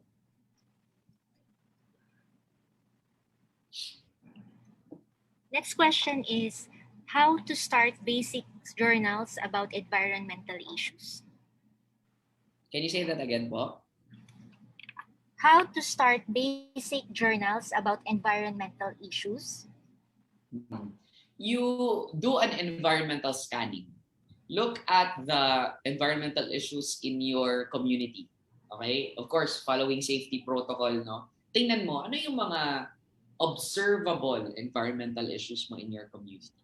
And then when you have a journal, when you have a database or a bank of stories, when you have a bank of issues, let's say, for example, in my community or in my subdivision, nalista ko, ito yung mga environmental issues. Also check out, ano yung mga solutions to these issues. Kasi baka negative kung puro lang issue. No? It would also help to look at the positive side of these issues. What are people, whether the government, whether academic institutions, whether nonprofit organizations, youth organizations, what are they doing about these environmental issues? I think that's an important first step when you want to pursue environmental journalism.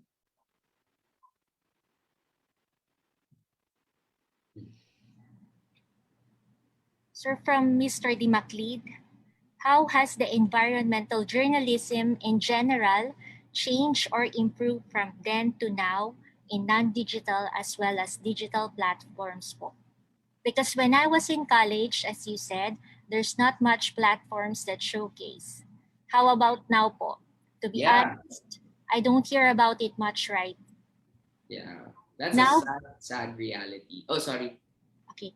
Now, now maybe because of the pandemic or maybe dito lang from my region, but I think busy when we say journalism. Madalas na bumebenta ay yung sex violence or political issues instead of those that involve the envy and less about natural calamities.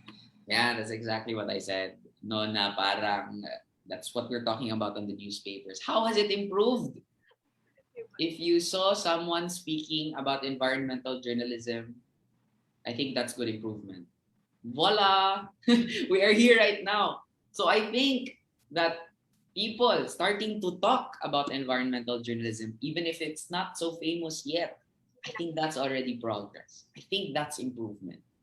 The reason why I founded AYEDGE was because environmental journalism was so quiet and weak when I was still in college. That was just 2015 to 2017. Parang, sorry, not 17, 2012 to 2016. Parang hindi masyadong pinag-uusapan ang environmental journalism. So has it improved? Because I work in this industry, I would say yes. Because now we have a DepEd training, we have a DepEd partnership, we have a US Embassy partnership. So it's really slowly getting out there. And to me, 1% progress is better than no progress at all. Okay, next question is, paano po sumali sa Camp Sawi or Ayed, sir? Okay, sige, sure. All you need to do is go on our Facebook page, which is ayedge.org, or go to our website, which is ayej.org, ayedge.org. Tapos, may tab doon sa website na Get Involved. When you click Get Involved, makikita mo yung list of opportunities or things that you can do with Ayedge depending on your strength. Kung magaling ka magsulat, you can contribute stories. If you magaling ka sa finances or sa project management, etc., social media management, merong opportunities for you. So just go to ayedge.org and then click Get Involved. Another follow-up question regarding Ayedge, sir, from Mr. Amil. Within Philippines lang po ba ang Ayedge or may partnership kayo sa ibang bansa? Right now po, Philippines lang talaga kami. Pero yung funding namin sa isang project ay US Embassy. So that's funded by the US government. Are there any upcoming trainings or when will it be, sir? From Yes, Mr. right. Concordia. Thank you, Alexis. Right now, we have a training that is launching next week. It's environmental journalism using radio broadcasting. But this one is exclusive to teachers and school paper advisors and teachers in Region 3, Region 4A, and the NCR. Hopefully, if we will be able to roll out new trainings when we have funding. So right now, to be able to organize more environmental journalism trainings, we need also strong supporters and funding agencies so that we can implement these projects as well. Hopefully dadami in 2022 so that we can have more trainings for you. From Mr. Mark Carlo, nakapagsulat or have you covered any success stories of mining industries in our country? Yeah. The most honest answer I can give you is we discourage our young writers to pursue stories that put them in danger. Because I remember in college, sabi na isa sa mga tanyag na professor ko sa Silliman, sabi niya, don't die for your story. Okay? Because if you're a writer, if you're a journalist, if you're an author, and you die in the process of writing these stories or you put yourself in danger, wala nang use yung story mo because it would have not been finished or published at all. Since we are still introducing environmental journalism to the fray for young writers, we discourage them from pursuing big, scary stories like mining industries, fossil fuel companies, the big ones. No, we discourage them from pursuing that because we want our participants to focus on something else first. Sir, for Mr. Lance, does your amateur environmental journal writers have rates as well as for writing articles? Yes, if we just get the good editors. For example, most recently, we will one of our writers will be getting $300 or $200, around 10 to 15,000 pesos for one story to be published on an international news website about the environment. So, and this writer of ours is not a professional journalist for Philippine Daily Inquirer, for example. She's just a writer who graduated from one of our events and workshops, and she's getting 10 to 15K for that story. So yeah, you have that as well. And if we get enough funding, si Ayedge, no, we will have freelance rates for our writers. Sir, can you still accommodate 3 more questions? Go kayo, but I'm okay. I'm still okay. How to join the team, sir? Ayun lang po. Again, ayedge.org, get involved. Okay. From Ms. Maribeth Esteva, can you talk about freedom of expression of environmental journalists? What specifically about what specifically? Freedom of expression of environmental journalists. Maybe you can clarify the question. If the question is Are environmental journalists afforded the freedom of expression? Well, all journalists should be afforded the freedom of expression. It's just that different institutions try to silence journalists, especially if journalists hold the truth and nothing but the truth. So it's a bit shaky right now in the Philippine landscape, yung freedom of expression, especially that we see, you know, big media agencies being shut down or being silenced, etc., etc. It's a very thorny subject matter.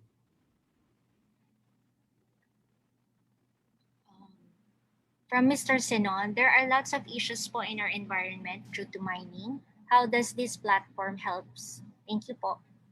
Yeah. Siguro, eto, if you want to pursue a story on mining, do not go straight to the mining industry, the workers, sorry, not the workers, the big wigs, the big capitalists in charge of the mining industries there. If you want to do something about mining, go to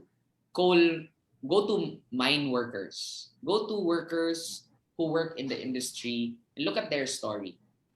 Okay, look at their story vis-a-vis the impacts to the environment. Kasi in environmental stories, it's nice to look at the human dimension side, meaning sino ang naaapektuhan sa mga issue. Right? So that's the human dimension angle.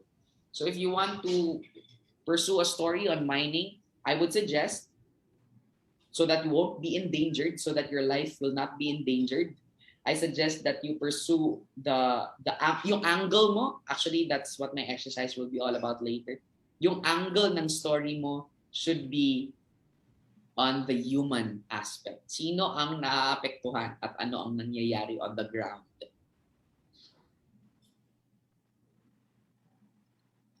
Our last question is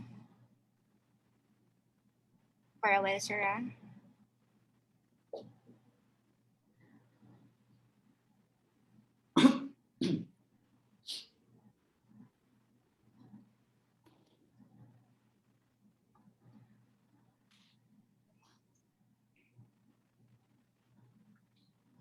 Our last question is, how can the young people be an advocate in environmental journalism?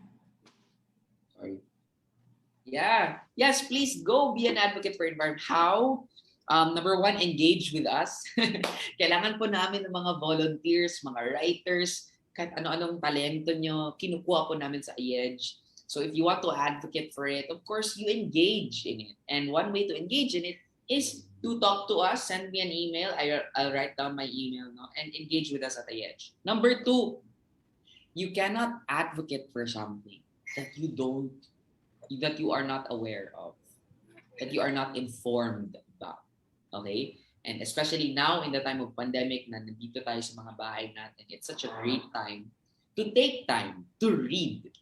Okay? Again, how can you advocate for something that you don't know so much about? So, if you want to advocate for marine conservation, read about marine conservation. Learn about what people are doing in the marine conservation space. If you want to advocate for zero waste lifestyle, take a look at what Miss Ara is doing. Read.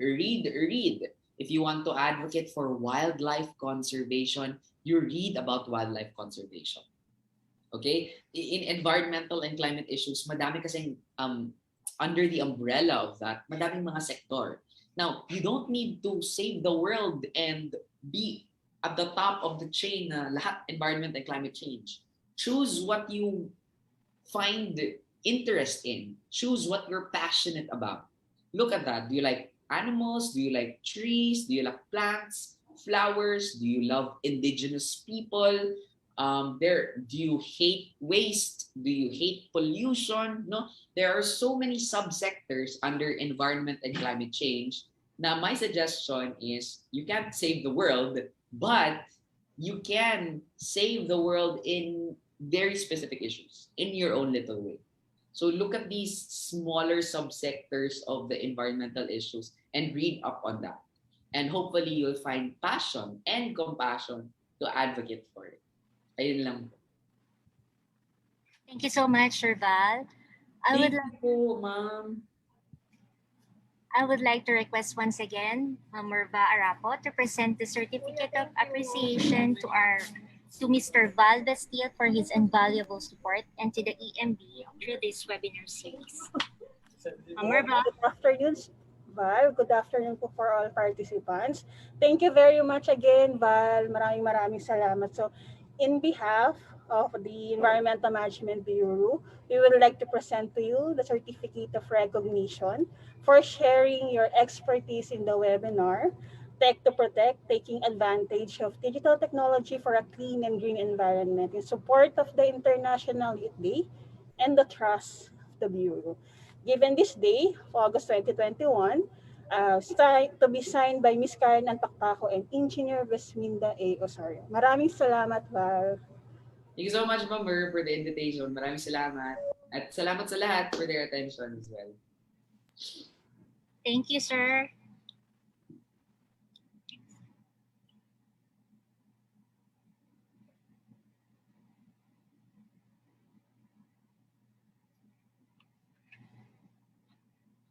How do we capitalize the power of creative writing and digital media for the environment?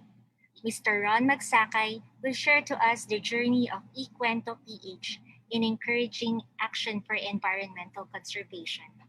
The virtual floor is yours, Ron.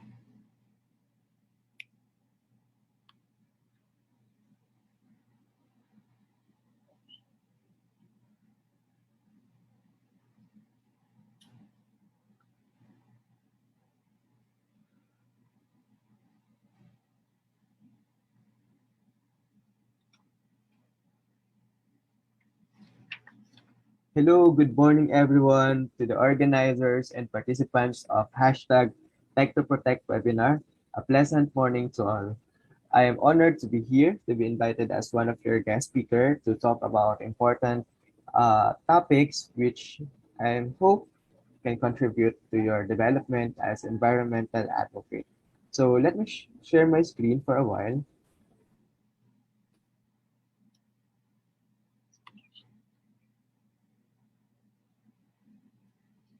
First off, apologies if I can't join you live right now since I have work something first. And for this morning, I'm going to talk about communicating environmental stories through digital arts and storytelling. As you may all know, I am Ronaldo Magsakay. You can call me Ron. I am the executive director of eQuento.ph, which I'm going to expound later on. What is eQuento? And a short background about myself, I am a writer and film director. So I graduated with a degree in Bachelor of Arts in Journalism, and I'm currently studying for my Master in Communication at Polytechnic University of the Philippines. I'm also a film director. I attended several film festivals, including Cine Gitnang Luzon, Cine Republica, Vitsi Jury, and also North Luzon Film Festival. So I'm active before in making films. So these backgrounds of mine contributed in advancing my environmental advocacy. So for this session, I'm going to impart how I use communication in successfully narrating comparing stories about the environment. But before we proceed, let us first review the pressing issues that we are experiencing right now. The Philippines is the country most at risk from the climate crisis, according to a report published in 2019 by the Institute of Economics and Peace. And also, the Philippines is the third most vulnerable country to climate change, according to 2017 World Race Report. So what I learned during my first job, because when I graduated, I worked for a government agency doing work on climate change. So these are some of the things that I learned from that agency, that the Philippines is one of the most vulnerable country when it comes to climate impacts. And also looking at the scenario, even though we are one of the least contributor of carbon emission, we are the country uh, experiencing the most effect of climate change. Uh, and looking at the climate change impacts, first, due to the climate change, we experience major rainfall changes in patterns and distribution. So one consequence of it is it is harder to predict, plus there is an increased rainfall. So because of the climate change that we are experiencing right now, it is hard to predict when it is hard to predict yung rainfall pattern. Plus, when we visited a certain province, nung nagpunta kami sa pinangyarihan ng Yolanda before, so makita mo talaga how uh, climate change is devastating communities. It's how affecting different types of people who are vulnerable to climate change impacts. Uh, we don't want another more Yolanda to happen, but due to climate change, naiba na yung distribution ng rainfall. Secondly, climate change resulted to threats to natural ecosystems. And ang consequence doon, most grasslands in the uplands are prone to fires, particularly during extended periods of dryness and lack of rainfalls during summer. So these data are sourced from nicdis.gov.ph, so you can visit their website. And also, climate change resulted to coral loss. The IPCC projects that by years 2051 to 2060, the maximum fish catch potential of Philippine seas will decrease by as much as 50% compared to 2001 to 2010 levels. So, may impact yung pagkawala ng corals sa ating especially sa ating mga fisher folks, and pati na rin sa ating food security as a country. Fourth, due to the climate change, nagde-decline yung rice yield. An analysis of temperature trends and irrigated field experiments at the International Rice Research Institute shows that grain yield decreased by at least 10% for each 1 degree Celsius increase in growing season, minimum temperature in the dry season.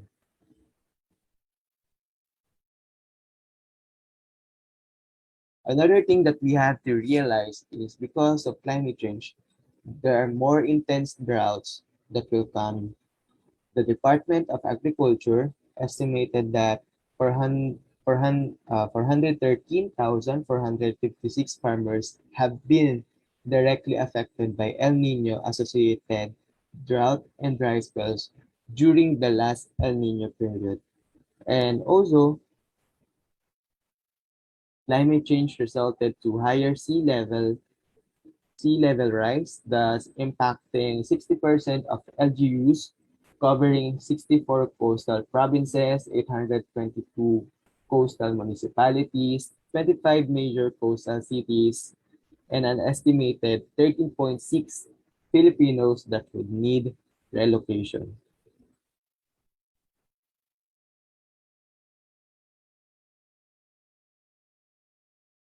And hindi lang yun.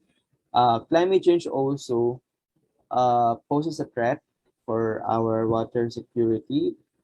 World Resources Institute predicts that Philippines will experience a high degree of water shortage by the year 2040. And we all know that drinking water is not unlimited. Sobrang limited lang ng drinkable water natin. And kapag na-reach na natin tong year na to, according to the study, magkakaroon tayo ng high degree of water shortage.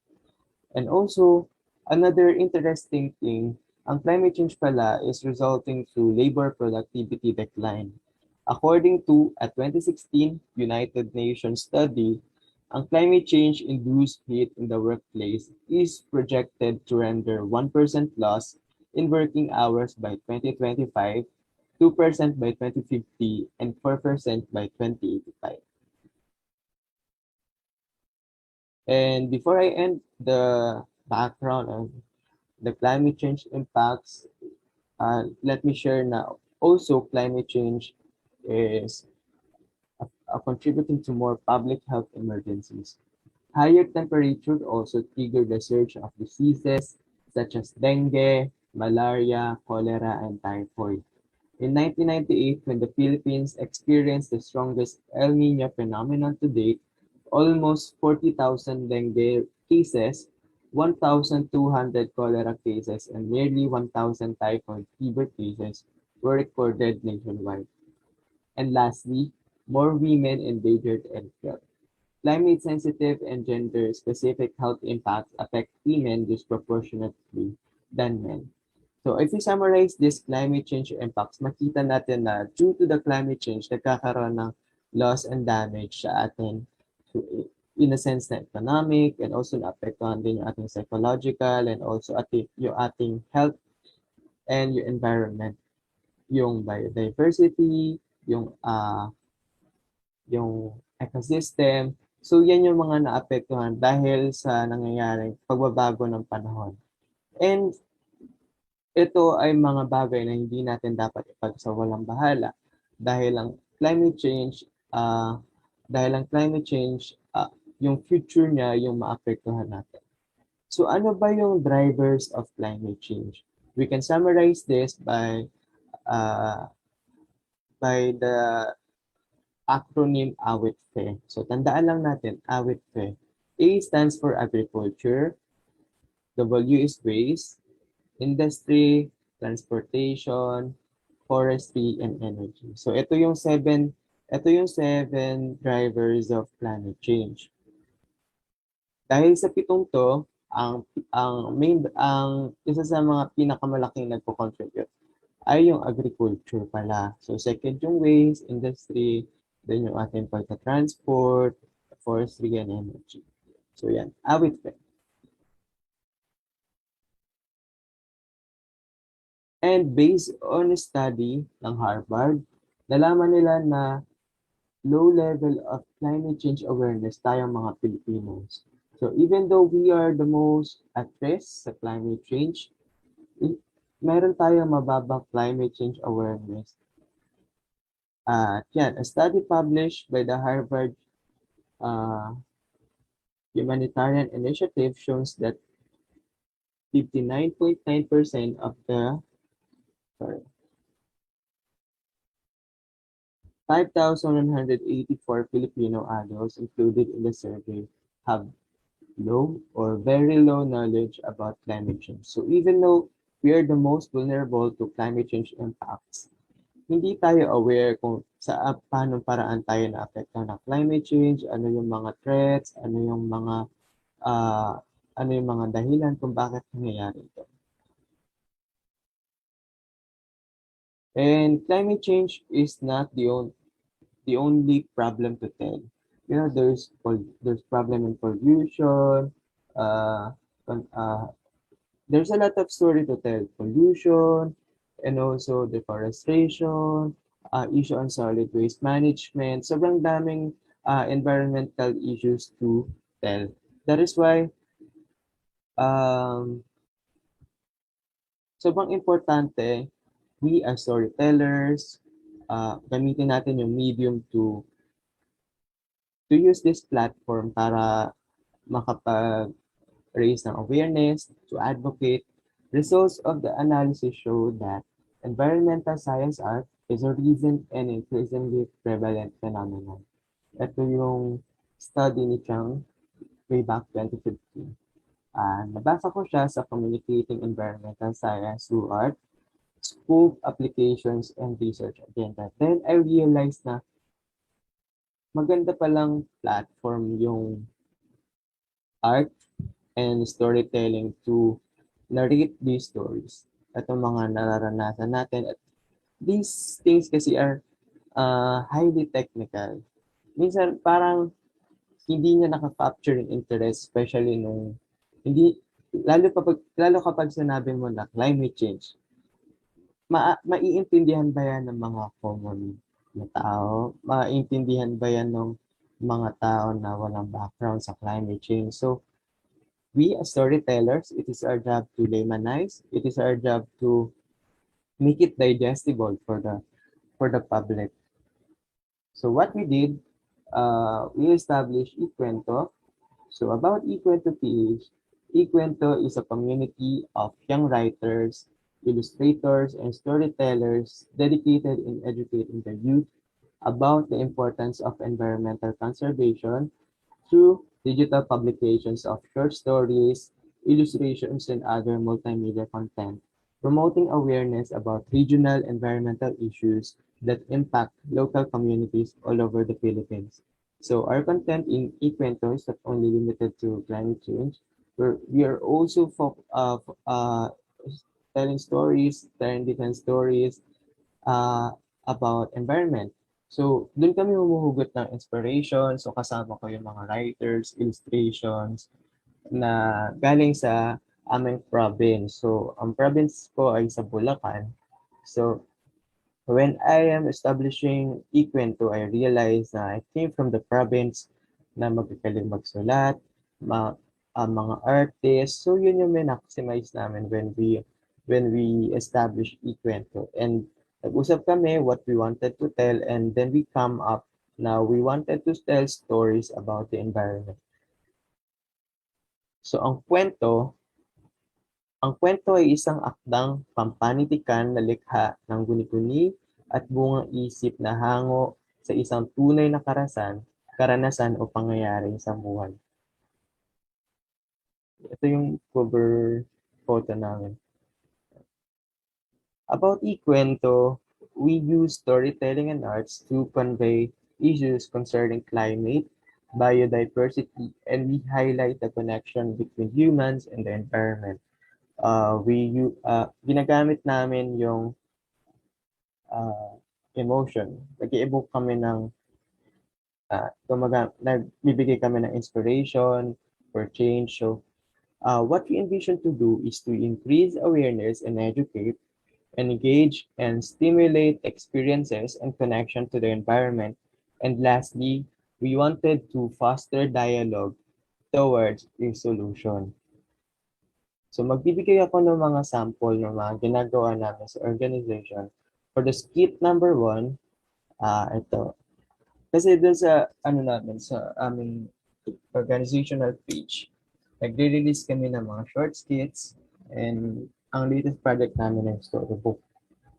So yung last naming na-release ay short skits about the environment. Skit number 1, ang pinamagat ko sa kanya ay Graffiti Under the Sea. So ang mga bida dito ay mga fish. Binigyan namin ng ginumanize namin, binigyan namin ng character yung mga isda para maging relatable siya. So, yan. So, habang namamasyal yung mga isda, nagulat sila. Nakita kasi nila na merong vandal doon sa coral. Ang nangyari kasi dito, may isang diver na nagsulat ng pangalan niya sa coral. Akala niya cool yun, pero sobrang nakakagalit kung nangyari na. So, kapag nagpo-post kami sa page, yan, nag-i-incorporate din kami na parang mini article or parang siyang editorial. So, do you still remember, Charlie? Last September 2018, a few vandalized corals were found at the house reef of Pawan Diver Sanctuary in Batangas. And one of the corals was written with Charlie. So ito nga yan nakikita natin sa illustrations. While another one was written with 2018 as if these acts are cool. Lately, coral vandalism cases are on the rise with few people trying to make fun of these activities by scribing their names on the corals. So Ikwento, ang stand namin, we support coral conservation efforts, and we are one with private groups and the government as they implement stricter policy in protecting our marine life. We denounce these kinds of careless acts such as coral vandalism, since corals are not stones or plants, but they are invertebrate animals. According to studies, while corals can heal in time, scars might remain and they could still be at risk for infection. So nakita nyo how we package yung story, how we package yung issue, how we incorporate our opinion, and how we cite data. So una, tingin muna tayo doon sa aesthetic part, dito sa skit. So makita natin na doon sa skit, may story, merong clear direction, then meron siyang hook. Plus, yung kanyang visual, sobrang engaging, makita mo yung color niya, harmonize to each other, hindi siya yung nag-aaway.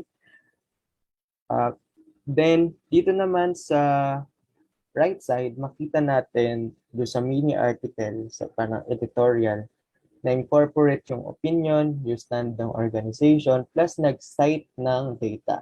It's important na magsa-cite ka ng data, magsa-cite ka ng mga facts para makapag-contribute ka sa awareness. Hindi kasi siya yung parang gawa-gawa lang na, ito kasi we call it creative non-fiction. So, ang issue na to ay nangyayari, totoong nangyari, non-fiction, nag-incorporate kami ng creative side. Pinaglaro-laro namin siya para mas maging engaging siya sa audience. Then, paano ba siya na lagay o paano ba siya nagawa? Nagsimula kami sa pag-draft ng skit. So, doon sa mga participants natin, mamaya activity natin, you will write a short skit about a certain topic. So, yan. Ibalik ko sa kanina. So, from here, from the final product, nagsimula siya syempre from the writing process. So, yan. You conceptualize, you brainstorm, ano yung gusto mong palabasin, and also, i-draft mo siya, i-rewrite mo, and then binigay ko sa Illustrator for, pag-drawing, and para mag-come up na siya dito sa product. So, dun sa mga participants natin, this is how we write a short skit. Makikita niyo dun sa top, nakasulat Marine Cluster. Kasi yung short skits namin are divided into several cluster, Marine Cluster, Plant Cluster, People Cluster, and Animal Cluster. So yung apat na yon, yung clusters na yon, yung aming basis sa paggawa ng skits para hindi kami maligaw sa anong message ang gusto namin iparating. So sa Marine Cluster, dahil nga marine, so nag-research ako, ano pa yung mga stories about the environment na pwede kong gawing source of inspiration for a skit. So nagbasa-basa ako ng article, naghanap ako ng mga existing issues na pwede, and mga timely issues na pwedeng gawan puna ng inspiration. So ang naisip ko, what if coral vandalism? Kasi parang ang na-realize, ang na-imagine ko dito, sobrang on the rise kasi yung magpo-post ka sa Facebook for the sake of like, for the sake of, para pampakul ba. So, topic, sinulat ko yung topic para hindi ako ma-lost dun sa writing process. Ano yung topic na dun lang iikot yung aking story. Produced by Ikwento, written by, illustrated by, and then naglagay ako ng note na this was inspired by a true story. Plus, binuo ko yung mga characters bago ako mag-come up dun sa kanilang mga script. Kasi importante na buuin mo muna yung character para bigyan mo sila ng ano ba yung weakness niya, ano ba yung strength niya, ano ba yung habits niya, para madali mo siyang mapaikot kasi yun yung character niya. Meron siyang solid na identity kung sino siya. Kunyari, on this one, si Aling Cora is an old coral living in the reef, greatly respected by marine animals in the area. So, through that one line na picture out mo na si Aling Cora, parang ancient na siya doon sa place na yan. Siya yung pinakamatanda, well respected. Then si Pepe, isang faithful Moorish idol who always passed by to nadadaanan niya si Aling Cora every day. At si Junior, isang weird Moorish idol na long-time friend din ni Pepe. So, dun sa skit natin, yan, nakalakad sila, ay, hindi sila, nag-swimming sila. And everyday nadadaanan nila si Aling Cora. Ang setting is sa house reef of Bawan Diver Sanctuary, Batangas, almost 40 feet depth underwater. So yan, dahil nilagyan ko ng setting, na-imagine din ng aming illustrator kung paano niya ipapackage yung visualization. So nakita nyo kung sa paanong writing process pa lang, nagbibigay na ako ng direction sa story from the characterization to the setting, ito yung mga important elements kasi sa pagbuo ng short script. And then, nilagyan ko lang siya ng laglines. Although yung lagline naman is not necessary, usually ginagawa namin to sa film, pero nilagay ko na siya dito sa short script para mas magkaroon pa ng proper direction ng story. So, a lagline is a one line na magsa-summarize lang nung story mo. Ang lagline ko dito is Aling Cora, an old coral in the reef, was vandalized by a merciless scuba diver, leaving her in pain and discomfort. So, yan. And then, after mo na mabuo yung character, setting, and the logline, nag-proceed na ako sa kanilang mga dialogue. So, dun sa dialogue, we will take note na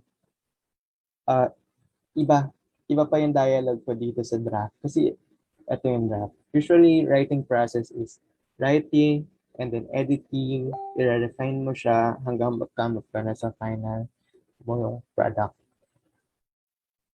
So, yan. Si Aling Cora, in pain siya, then nagulat yung dalawa. Sabi niya, Pepe, tingnan mo, someone wrote on Aling Cora. Tapos, nakita nila pangalan, Charlie. Sabi ni Pepe, ano nangyari sa'yo? What happened to you, Aling Cora? Sabi ni Aling Cora, a diver wrote his name on me. Then, nagalit sila. Sabi niya, how many days ba will it take for you to heal? Sabi ni Aling Cora, years. So, yun. I hope nagkaroon kayo ng idea how we come up sa mga short script. Paano siya naging kasi later on, ang activity natin sa write shop, magsusulat kayo ng short script about a certain topic. So, few more examples. Skit number 2, wildlife for sale. So, ito naman, ang bida dito ay mga birds. Tingnan nga natin kung paano namin siya pinackage. Are you fond of birds? We too. And in fact, here in the Philippines, we have diverse species of birds, and one of these are the red-vented cockatoos, mostly known as Philippine cockatoos. So these birds are endemic to our country, and they can be found mostly in the rainforest and mangrove swamps of the Palawan archipelago. But sadly, they are critically endangered due to the destruction of their habitat and the presence of exotic pet trade or illegal wildlife trading. So, na-notice nyo anong problem naman yung pinoint out namin for this one. People are abusing their beauty and rareness by capturing them for money. Did you know that as of 2019, according to the Asian Development Bank, so we cite a study, the value of this illegal industry has amounted to almost $1 billion, including all the damages done during poaching. What pushes people to resort to this cruel and gruesome business? So, meron siyang part na pagka-editorial, we try to keep opinion without alam mo yun, opinionated ka, pero research-based pa rin yung opinion mo. Hindi siya purely based on emotion. What pushes people to resort to this gruesome business? The answer is desperation to earn money, but ending up costing more for a wildlife. From the report of Rappler, another study, the Philippine cockatoo worth around 60,000 each in the illegal wildlife market. As humans, we should not tolerate nor encourage this kind of capitalism. So basahin natin yung skit. So, sabi niya, gusto niya tayong gawing ibenta as pets. Sabi niya, I love you. No matter what happened, I will always be here for you. Miss ko na yung forest. Me too. Ayoko. I don't like being caged. And then, ito, nagets niyo ba yung twist na? Itong bird na to kasi, minimimik niya yung sinasabi nung seller. Benta ko kaya, benta ko kaya. Then, natatakot sila yung ibon. So, yan. Ang cute lang na from yung convey na emotion, pakita mo, mapipil mo yung takot nila dun sa scenario.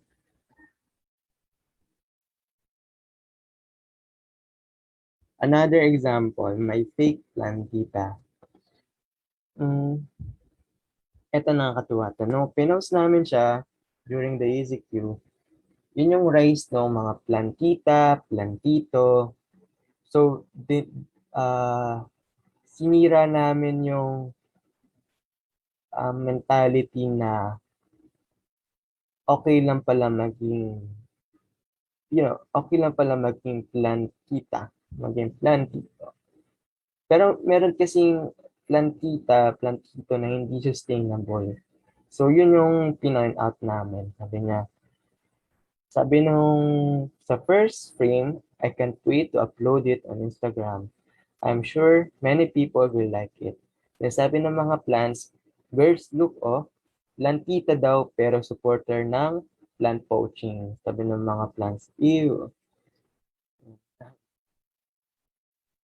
So, are you a legitimate plantita? Recently, plant parenting is on the rise as people try to cope up with the stress brought by the COVID-19 lockdown.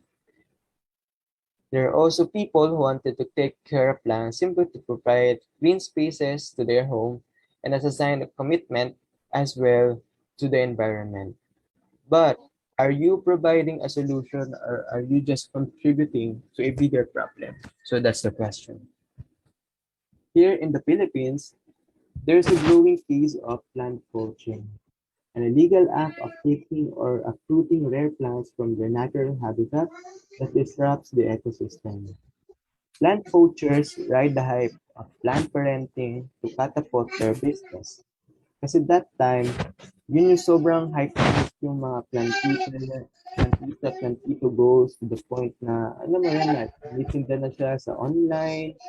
And then, without knowing na yung mga tinitinda na yun, ay galing pala sa forest, sa mountains. So, they uproot plants in the wild for free and they sell it on high price in the market. According to DNR Soxarten, famous garden and house plants like tree ferns, Molave bonsai, and orchids such as dendrobiums, hoyas, lady sleepers, phalaenopsis, waling-waling are among the top 10 commonly poached plants in the country. If we continue buying these endangered plants and if we turn a blind eye to this practice for the sake of aesthetics, our ecosystem will suffer a fatal blow and in return, we humans as well. So how can we avoid buying poached plants? First, we must make sure that it is not on the list of DNR threatened species.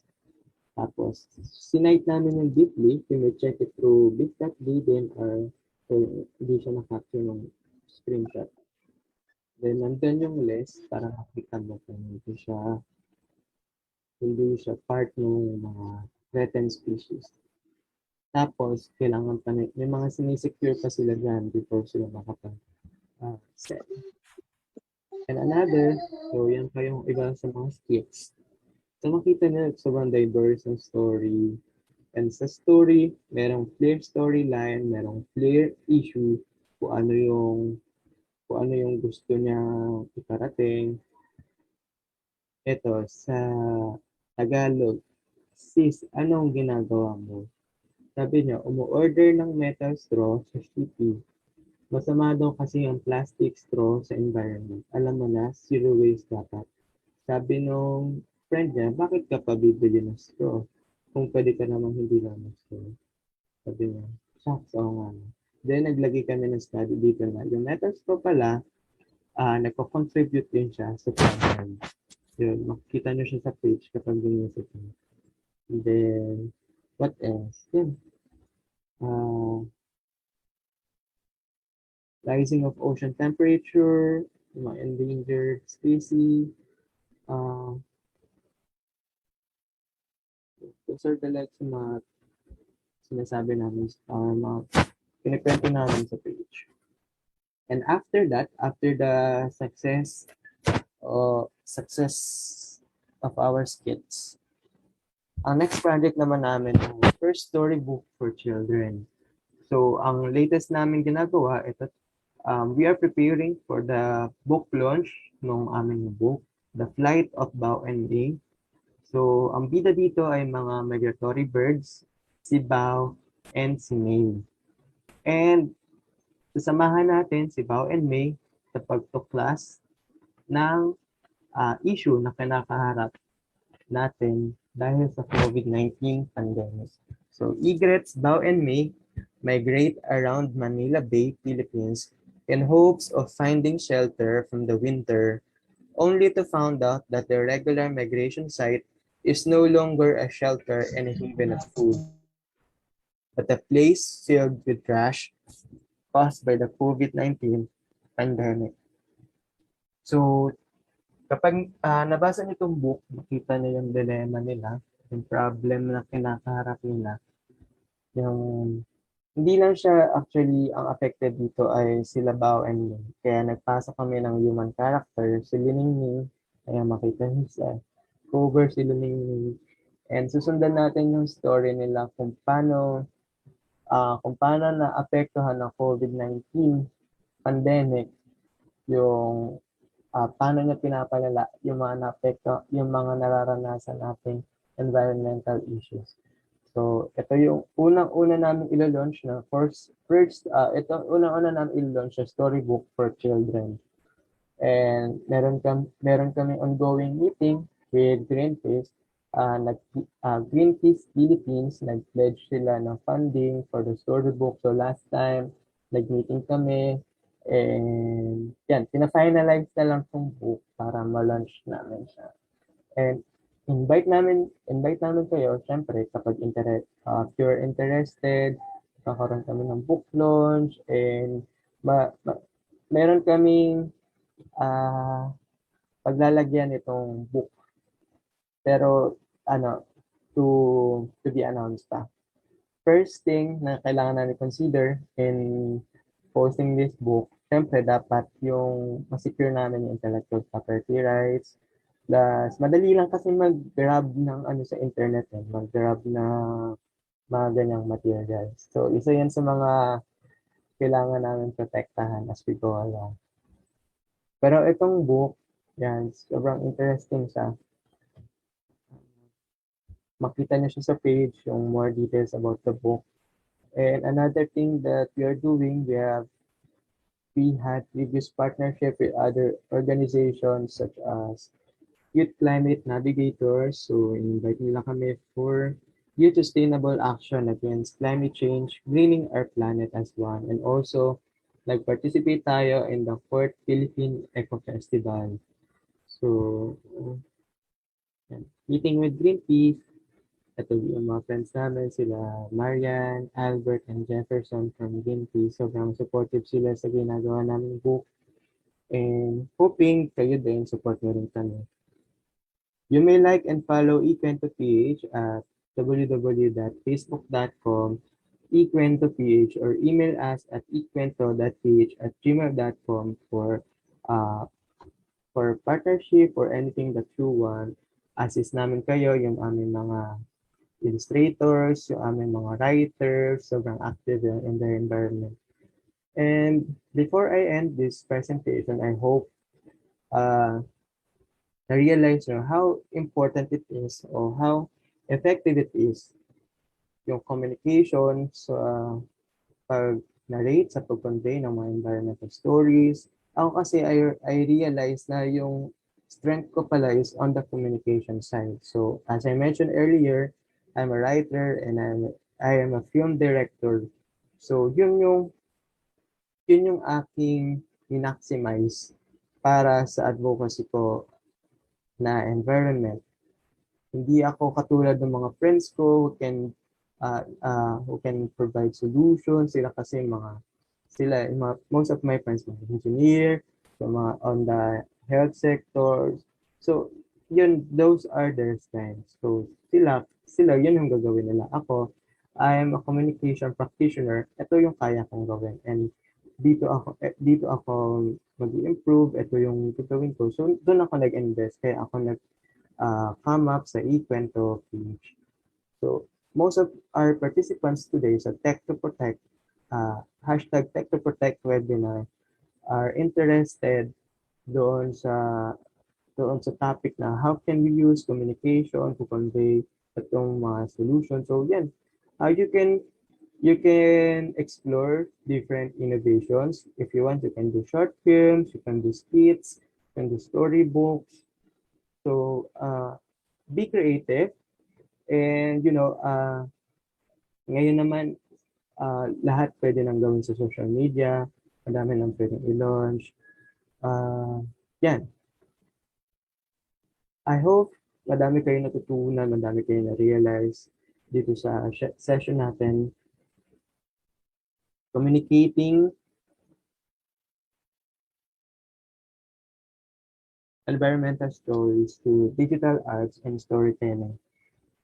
And I hope gamitin nyo itong mga natutunan nyo, na-realize nyo after this webinar. And mamaya, magkakaroon tayo ng short write shop activity. Ang papagawa natin ay short skit about a certain topic. So, maraming salamat sa pakikinig, and I hope meron kayong mga natutunan for this morning. Thank you and goodbye.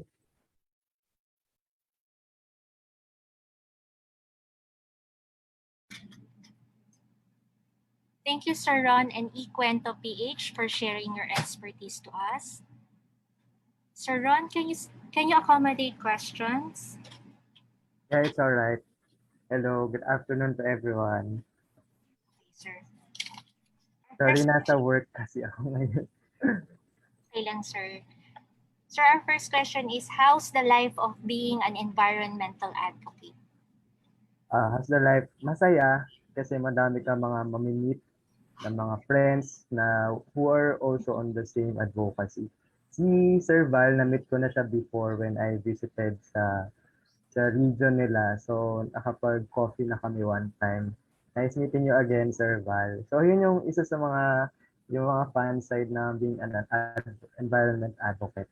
Madami kang mamimit ng mga people who are same-minded as yours, and makakuha ka rin ng inspiration sa kanila kapag naririnig mo yung mga kwento nila, ano yung mga success stories nila ng mga organization, paano sila nag-come up sa ganon. So, I think yun yung input ko dun sa question. Next question is from Mark Carlo. Can you share, sir, yung mga apps na ginagamit nyo when it comes sa infographics and sa video editing? Yung ginagamit nila is mostly mga Adobe Premiere, Adobe InDesign. So doon ko nakikita na nag-edit yung mga illustrator namin sa InDesign, saka sa Illustrator. So pwede kayong manood sa YouTube na mga tutorial. Kasi hindi talaga ako graphic designer. Pero trinay ko siyang mag-illustrate sa Illustrator. Sinundan ko lang yung mga tutorial sa YouTube. Natutunan ko naman siya. Tapos, meron din ginagamit na applications yung illustrators namin. Parang tablet naman yung ginagamit niya. Madami naman siya sa Google App Store. For stories, is it best to highlight people like heroes, ordinary folks, or events? What kind of stories move people to act? Siguro yung mga stories na sobrang empathic, saka relatable. Hindi bumibenta yung mga stories na hindi sila nakaka-relate. Kaya kami, lagi namin nila-localize yung stories sa region, kung ano yung mga stories dun sa specific community, isa-isa namin hinihimay. Hindi kami lumalabas sa Philippines, laging dito lang, localized storytelling lang. Kasi hindi na siya relatable kapag hindi na sa Philippines. Ang layo na nung ikinikwento mo sa people. Yes, sir. Last question from Miss Leslie Ann. What apps can you recommend, sir, for beginners? Ayun lang, may mga bayad daw. Yung concerns lang nila is may bayad daw siya. Siguro, pwede na lang tumingin kayo sa Google App Store. Pero hindi ko pa kasi siya na-try sa phone, sa tablet. Mostly kasi nung mga gamit ko, yun nga, meron siyang bayad, kailangan mo siyang i-register. Pero worth it naman yun kapag nakakuha ka na nun. Kasi investment mo na rin yun para sa skill development mo. Magagamit mo na rin siya panglagay sa portfolio, additional skills mo na siya panglagay sa CV. I mean, yung mga gantong ginagawa namin. Di ba natitrain namin yung capacity ng mga artists namin, ng mga writers. Additional exposures na rin sa kanila yun. Saka natutuwa sila kapag nakikita nila yung pangalan nila sa byline, nakikita nila kapag nakalagay yung pangalan nila, like for example, dun sa storybook na nandun. So sabi ni Sir Bal, merong free yung Canva. Tama yung Canva, sobrang dali lang na gamitin. Madami na siyang template, pwede kang gumawa ng certificate, pwede kang gumawa ng posting, Canva. Search na lang po Canva. Sir Rod, one last question. Paano kaya nakaka-engage sa mga non-tech or non-digital people during this time of pandemic?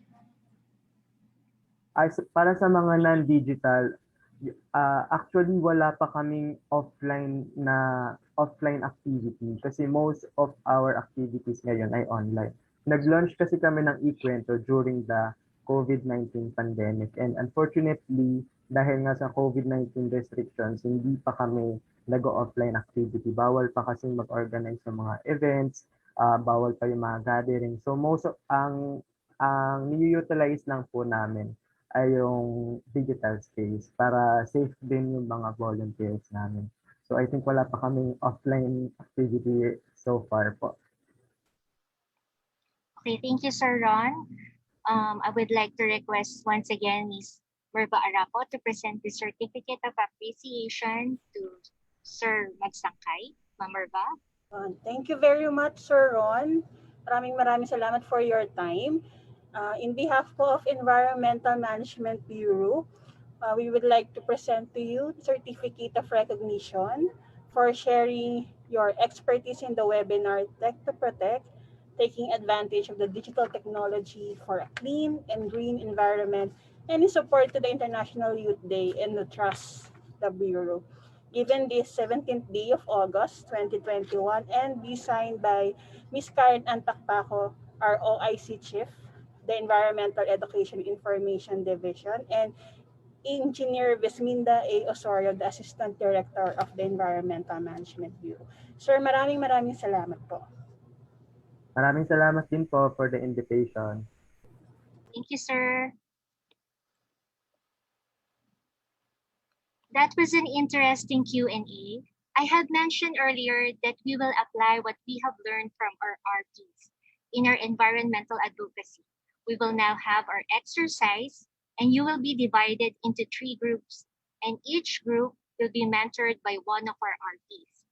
They will give instructions to the exercise today, and right now, you will be transferred to a breakout room for the exercise. So see you later.